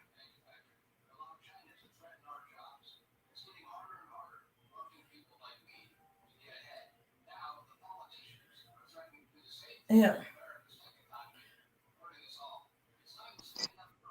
So, yeah. We don't want to accidentally give him saying that he has an excuse to do what he did. Or whether he knew or not that or he's angry with her or not, or whatever it is, there's no excuse. We got plenty of men who get angry with women and don't attack. As I said, I think it's a simple excuse because he wanted to hit her. Yeah. Probably they had a conversation. What looks like a conversation since there was no volume, no sound. It appeared that they were talking. Maybe something like, "Hey, how you doing? You got any? Can I borrow any money from you? No, I'm broke. Or no, I don't have any money. Or no, I don't know you like that. Who knows? It could be a whole bunch of expressing. It'd be like, I know you got some money. Man, you don't know me. If I give it that too, I need my money. I need it more. And you gonna give me that money. Give me that money. You gonna give me that money. And so that's what he dragged out. He's gonna get that money one way or the other.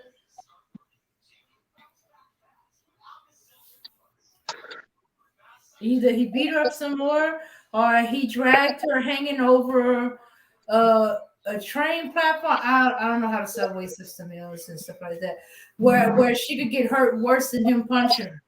And she probably gave it up. Here, take the money. Let me go. Please let me go. We don't know. But I think it's more than likely she refused medical treatment because she can't afford the medical bill. If nothing is broken, no need to go to the hospital. She's just gonna have to put frozen peas, frozen vegetables, a frozen steak on that eye. You know, something cold until the swelling go down. And take some Tylenol, aspirin, or ibuprofen. Yeah. When you're poor, you don't have any kind of insurance, you got to pay for everything. You go to the doctor as little as possible. That's true. So the fact that she didn't seek medical treatment does not mean anything in the sense that she know him. It just means she can't afford to go. She can't afford to go, and then most Black people don't like going to the doctors or. Yeah. That too. As I said, nothing is broken. All they said was her face was swollen. Nothing's broken. I'm gonna go home, take some aspirin, put some ice, a bag of ice on my face, or a bag of peas, or some kind of frozen vegetable or frozen meat. I prefer the frozen vegetables myself, you know. Yeah. And the fact that I'm sorry, if I know you and you attack me, I'm telling the police. You know, I'm gonna tell it. And if I know you say, okay, he be hanging around such and such street if he's a, you know, if he's a bump, or I don't know, but he be going up and down such and such street, and he be going to this little bodega store, whatever, getting his whiskey or his drink on, you know, or he lives at such and such address. Yeah, and wait a minute, how's she gonna be afraid of him? Is all he did was physically attack her? You know, usually it'll take something like a gun or a knife. But then again,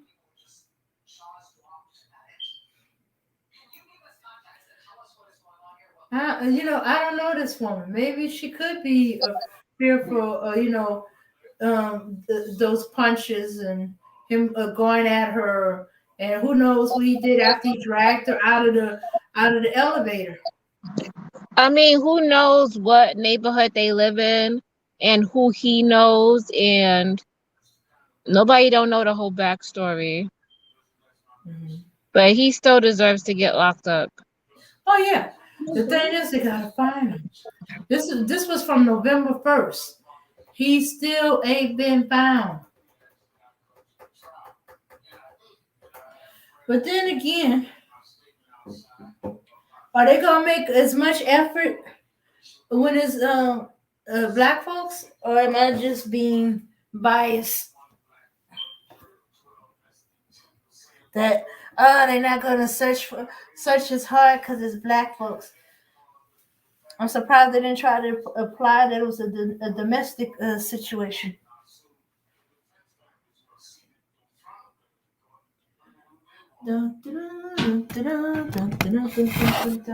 Where did everybody go? We had like Okay, let me see. Polo and Bro Speak drop off because of phone issues. Charger. Okay. So we covered the guy attacking the woman. We covered the town, the Georgia town, South Fulton, full of Black women, run by Black women. Oh, his battery fell out. Okay, imagine with me. If the victim was a white woman, trust me, they would have found his behind by now. Yeah. And we talked about the subway train rapists. Yeah. So I was reading a little on that. Some people tried to imply, well, as new people came onto the train, they don't know what was going on. I said it had to be obvious if an employee who off duty who just got onto the train knew something was wrong and called the police. How did they not know? And some of them were there from the moment the woman got on the train. Yeah, I'm back, y'all. I'm sorry about that. I had a problem with my network.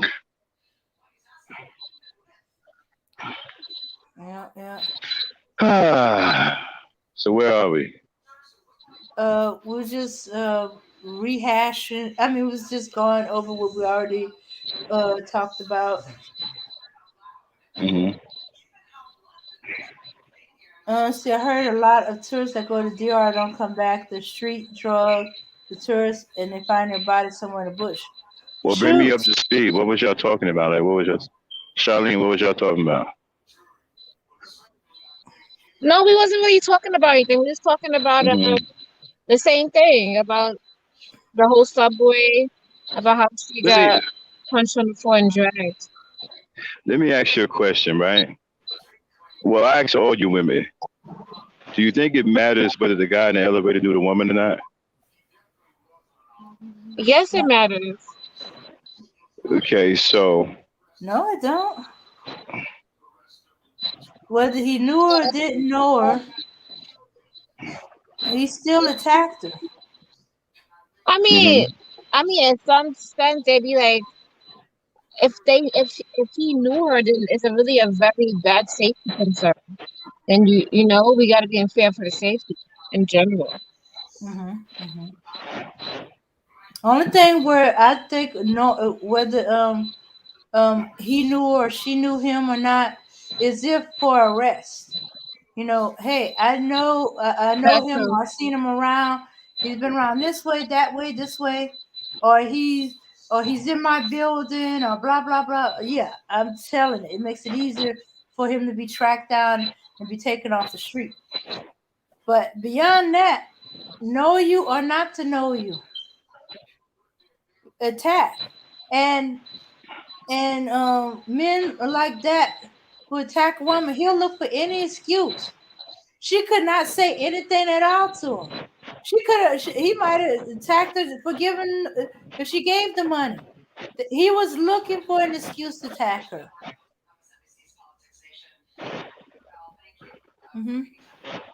So the slightest thing they will find to attack.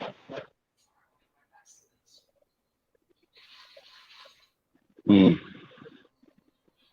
Yeah.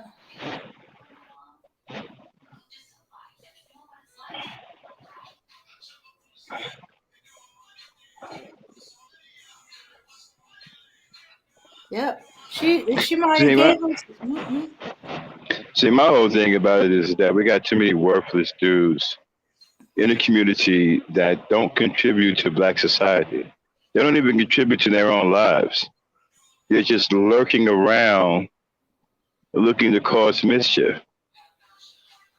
You know, looking to attack people, hurt other people. And this is a direct result of absentee fathers. See, you can be in the home and still be an absentee father. I've seen some fathers in the home worse than a father that isn't in the home.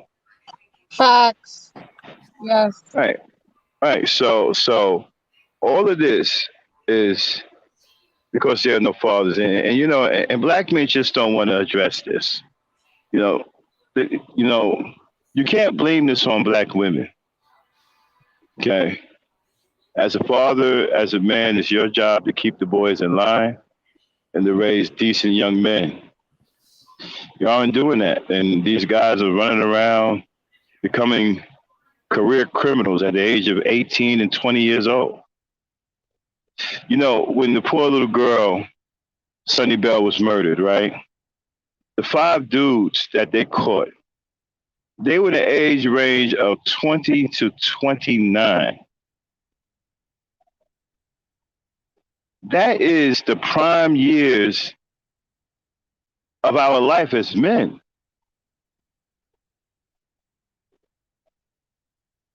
Other races of men at that age are moving and shaking and running businesses and corporations and, you know, coding and creating things. Our men are out here committing crimes, killing kids.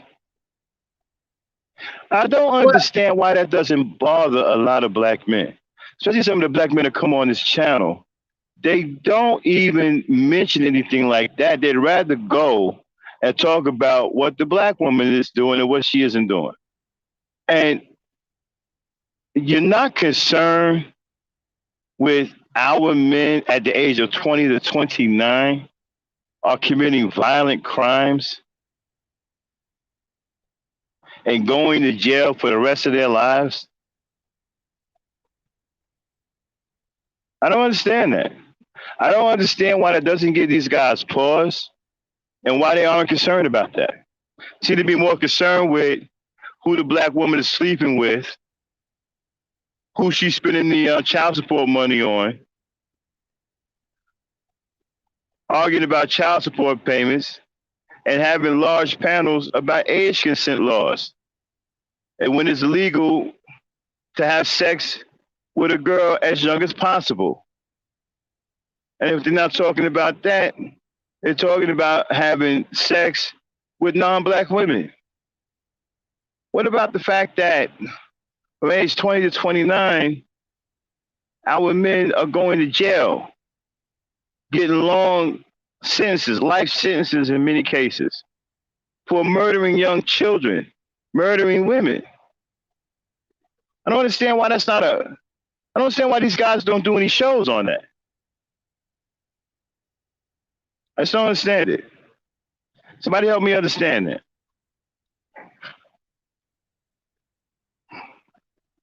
Okay. These guys are selfish. They don't see beyond their own issues, their own things. You know, what they do or do not have. That they're not looking at the bigger picture.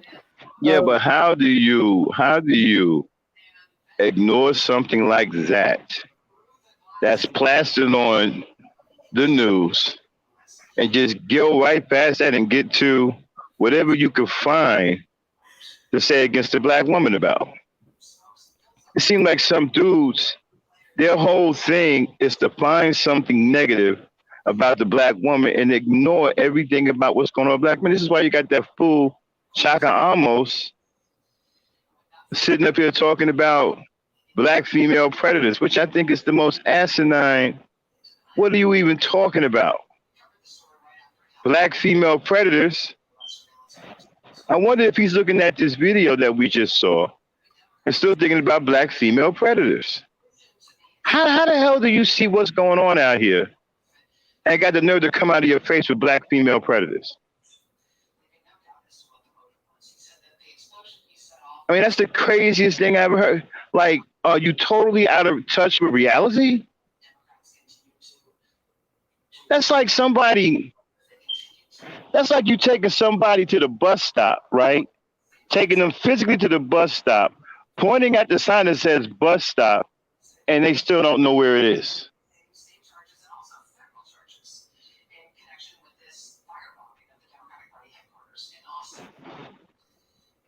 Yeah. Well, that's basically it. The only thing they see about the situation with those men is to use them as an excuse or use them as a sign that it's black women's fault.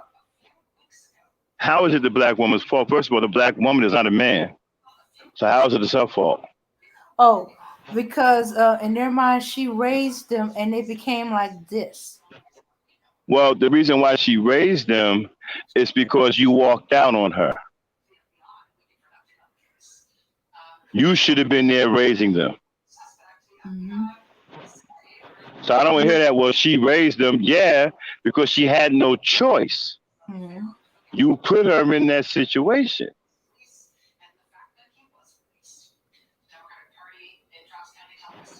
What do you think, Charlene? What's your thoughts on all of this? Am I crazy here? No, you're not crazy. My thoughts is, when you can't control yourself, you try to look to something else that you can control, or you can't, you can't take a self accountability. So you always trying to tell somebody what they should do and what you think they should do. All right. Like how do they blame you for raising their children when they left you to raise them? I don't understand why that makes sense to them. it makes sense in the fact that they don't want to be held accountable for what's going I on in the black mean, community. well, she raised him. Hello, she's a mother. Of course, she raised him. Well, she raised him. Yeah, and So, all right. So my thing is, I don't understand how they have all these videos and they saying that we still don't get it. They need Kevin Samuels to tell us. They need this person to tell us that something is wrong with us and the way we act and what we do okay, and I'm just like what okay, are we that's doing that is so wrong? Like what yeah, do they that's want us to do? Like yeah, that's they don't they don't want us to go to college or to get a career or a business. We're mm-hmm. supposed to stand around and, hopefully somebody Right, will write us or do something. right, And what if right, they don't? What do we? right, They're gonna look at us and say, "Well, you should have went to college. You right. should have got a good job." It's like, Let's what do they? I don't understand. let's unpack that. Right? They want you to not go to college and stand around and be like them. They want you to be like. They want you to be career criminals too. They want you to pick up a gun and go around and start shooting kids in the McDonald's drive-throughs, and then come on social media and make stupid videos like, "You, I wouldn't die for my kids, but I die for my girlfriends." That's what they want you to do. They don't want you to get a college education because they don't want you to be smarter than them because many of them are high school dropouts and don't have what it takes to obtain a proper education. Because obtaining a proper education means that you have to have something to come behind it, right? In order for the education to work. So that means you got to do something to make your education valid. They don't want to do anything. These guys want to walk around and be grown ass teenagers until the day they go to their grave. All they want to do is play Madden and PlayStation and Xbox. And they want to go around here and have the woman take care of them. They want you to do all the work. This is why now, back in my day, right? Men frowned on women being independent because they wanted to be able to provide for the women, right? These men today, they push independence because they found a way to do what you're supposed to be doing. They're the ones who want to nest in the environment. They want you to take the role of provider and caretaker and surrogate mother. I may be using the term surrogate out of context, but they want you to be the second mother. Okay,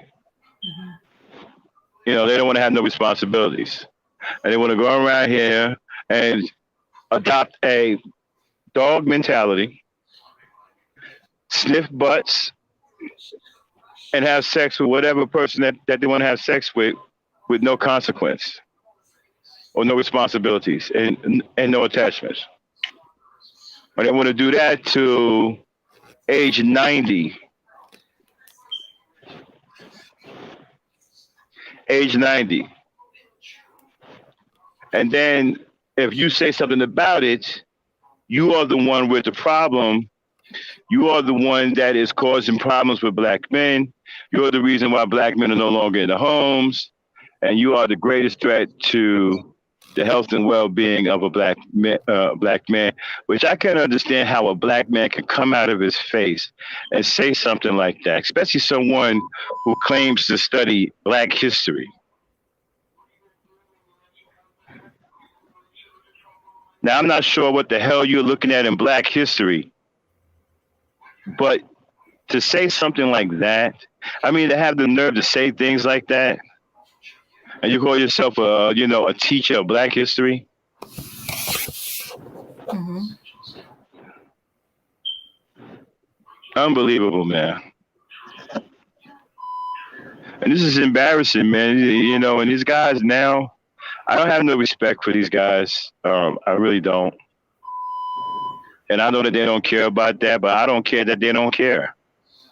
I have no respect for them. I certainly don't love none of them. I love women. I don't love men. And I just have no respect for him. I can't bring myself to respect a man who has no integrity and has no honor and don't really have a clear understanding of reality, or just a guy that's walking around in denial of reality. Like I said, to watch what's going on, let's just say the last 2 months, right? To even see what's been going on in the last 2 months and to come out and call black women predators is insane. That's just the last 2 months. We're talking about even longer than that. Just the last 2 months to come out and fix your face and say, black female predators. That's insane. That's absolutely insane. And the black men that are following somebody like that ain't nothing but fools. And then to be a so-called teacher and so-called self-proclaimed scholar of black history.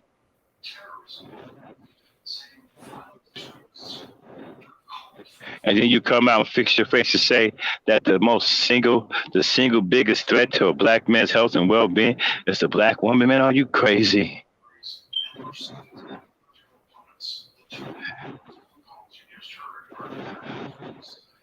I just don't get it, man. What do they want us to do? Like, I don't understand what they want us to do. Like, well, this is why I see it. They want you to be slaves. They want to go back to the time where they felt the black man had it good, right? That was back in the 1800s, where we had a 80% marriage rate. And that's because black women were trapped in horrible marriages that they couldn't get out of because they had no rights. And so in those marriages, the black men had their way with the black women. They can beat on them and kill them without consequence. They can rape all their daughters. They can have incest with all their daughters. They can sleep with white women. They can do all that and get away with it. So when that changed during the baby boomers, and the black woman ended up with some rights, and then the baby boomers came along, and they taught the woman how to be independent, where she can go and get an education, so she wouldn't be stuck in these horrible marriages. That's when the marriage rate dropped. It was only 80% because the black women couldn't get out of the marriages. But you see, these guys view that time as the golden era for black men. Go figure that. A time where black men were the most brutal towards black women and children. I mean, even his daughters wouldn't even say. He had daughters for the sake of raping them later. So a lot of them, like Shaka Amos, the guys in the manosphere, they see that as the best time for black men. That was before the black woman had rights and she couldn't get educated. And she couldn't be independent and she couldn't leave the marriage no matter how horrible or how dangerous the marriage was. They saw that as the golden era for black men.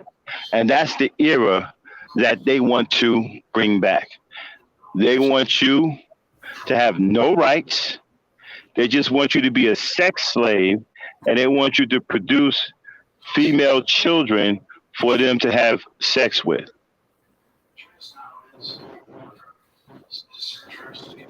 Okay? That's what they want. That's what they want you to do. This is why they keep trying to tear down your individual accomplishments, such as your education. They keep attacking your degrees. You notice Kevin Samuels attacks your degrees.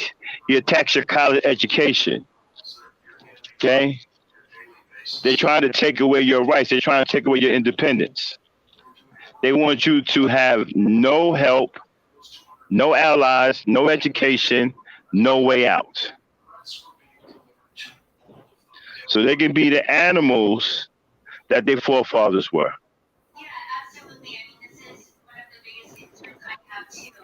Did that answer your question?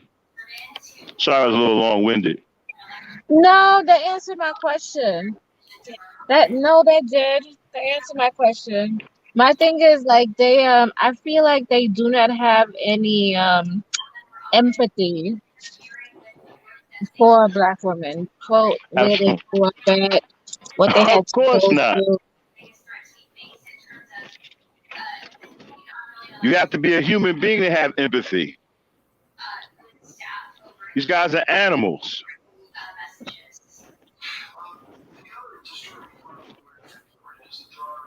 They don't even have any compassion.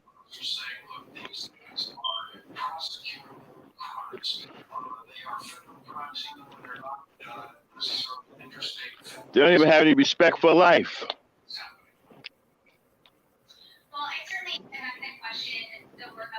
They disrespect Black women for being pregnant. Mm-hmm. If you're pregnant and carrying a child in your stomach, and your stomach is big, they call you a fat ass.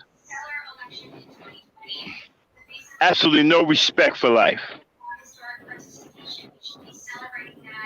My thing, here's my whole issue, right? I don't even know why Black women even bother. These guys are losers. There are other, you see, the problem that Black women are having on social media is that the good brothers, there are brothers who outnumber these guys, right? But they don't come on social media. Most Black men are working and taking care of their families, building up careers. And the ones who are single are focused. I meet them, I see these guys every day. They are not on social media. They're serious about their lives. The only reason why I'm on social media is because the kind of work I do allows me to be on social media and work at the same time. Or else I wouldn't be on here. Y'all wouldn't even know who I am. Real men don't have time to be on these social media apparatuses. They got things to do in real life. They got families to take care of, mouths to feed. These guys are ambitious. And there's a ton of them out there. The reason why y'all don't know that they exist because they don't waste their time on social media. Some of them I know even think that social media is for women. Some of them think that men shouldn't even be on social media.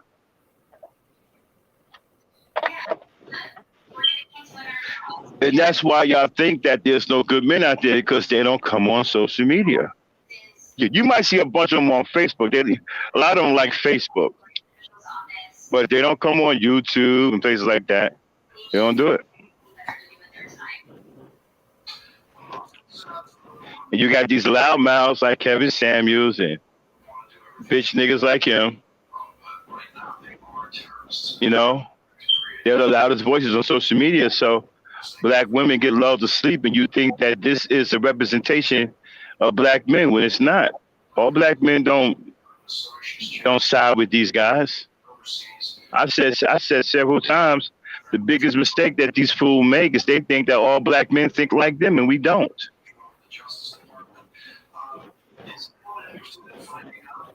I did a show to where Black women can find a lot of decent, eligible brothers. Diesel mechanics make very, very good money. 80, 90,000 a year. A lot of these brothers are single, focused on their careers. And they're available. And you don't know where to find these guys, and they right in your town, right in your face. You don't know where to find them because you don't know where they work. They work at these big trucking these big trucking dealerships like Freightliner, Volvo, Mercedes. Mercedes build 18-wheel trucks too now, right? International. They work at Detroit. You okay? That's where they work at. That's why you don't see them.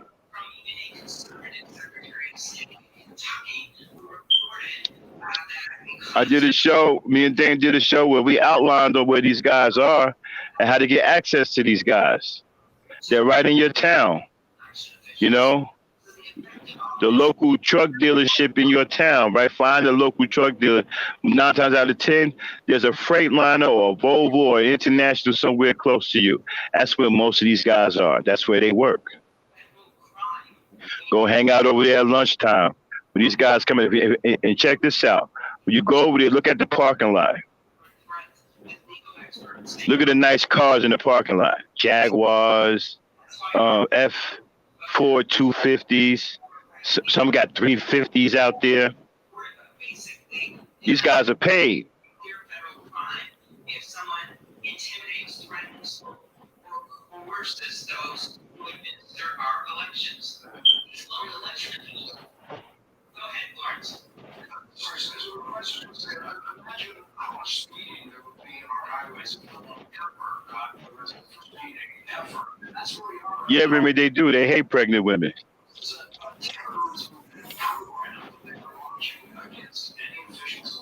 Okay, ladies, I'm going to get on out here. I got to get some sleep. I got to go to work. So, Dan, close up shop when you're done, okay? Uh-huh. All right, y'all. Peace, power, and unity. I'm going for the night. All right, peace. Okay. All right. I'm not gonna stay up too much longer. I also gotta go to work in the morning. All right. But I'm hey, Yvette asked, my girlfriend mentioned the Queen of Spades. Did y'all hear about that? I don't know why that sounds familiar. I don't know about the Queen of Spades. I know of a show that they had on Amazon. And it was something about like the spade, and it was a black girl, and they had a sorority and all that craziness. But I don't think it's that. I don't know.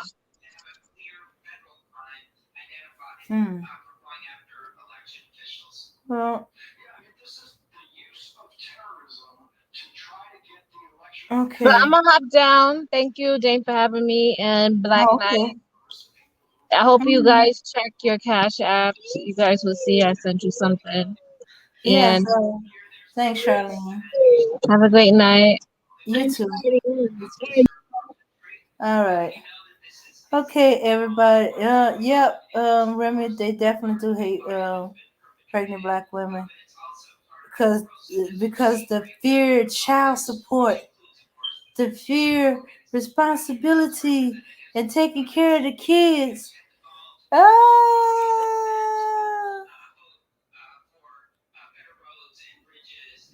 Yep. All right, everybody. Let's have a good night. Peace, power, and unity. Thanks for coming on. Charlene, Will Speak, Polo Sports. Thank you everyone for coming. Let me get that right. Let's see.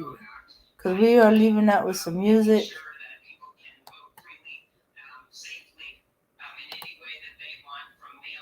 All right, let's get everything back in order. Yeah. So, peace, power, unity. The Evidence Star Network. Thank y'all for coming. And we're going out with some music.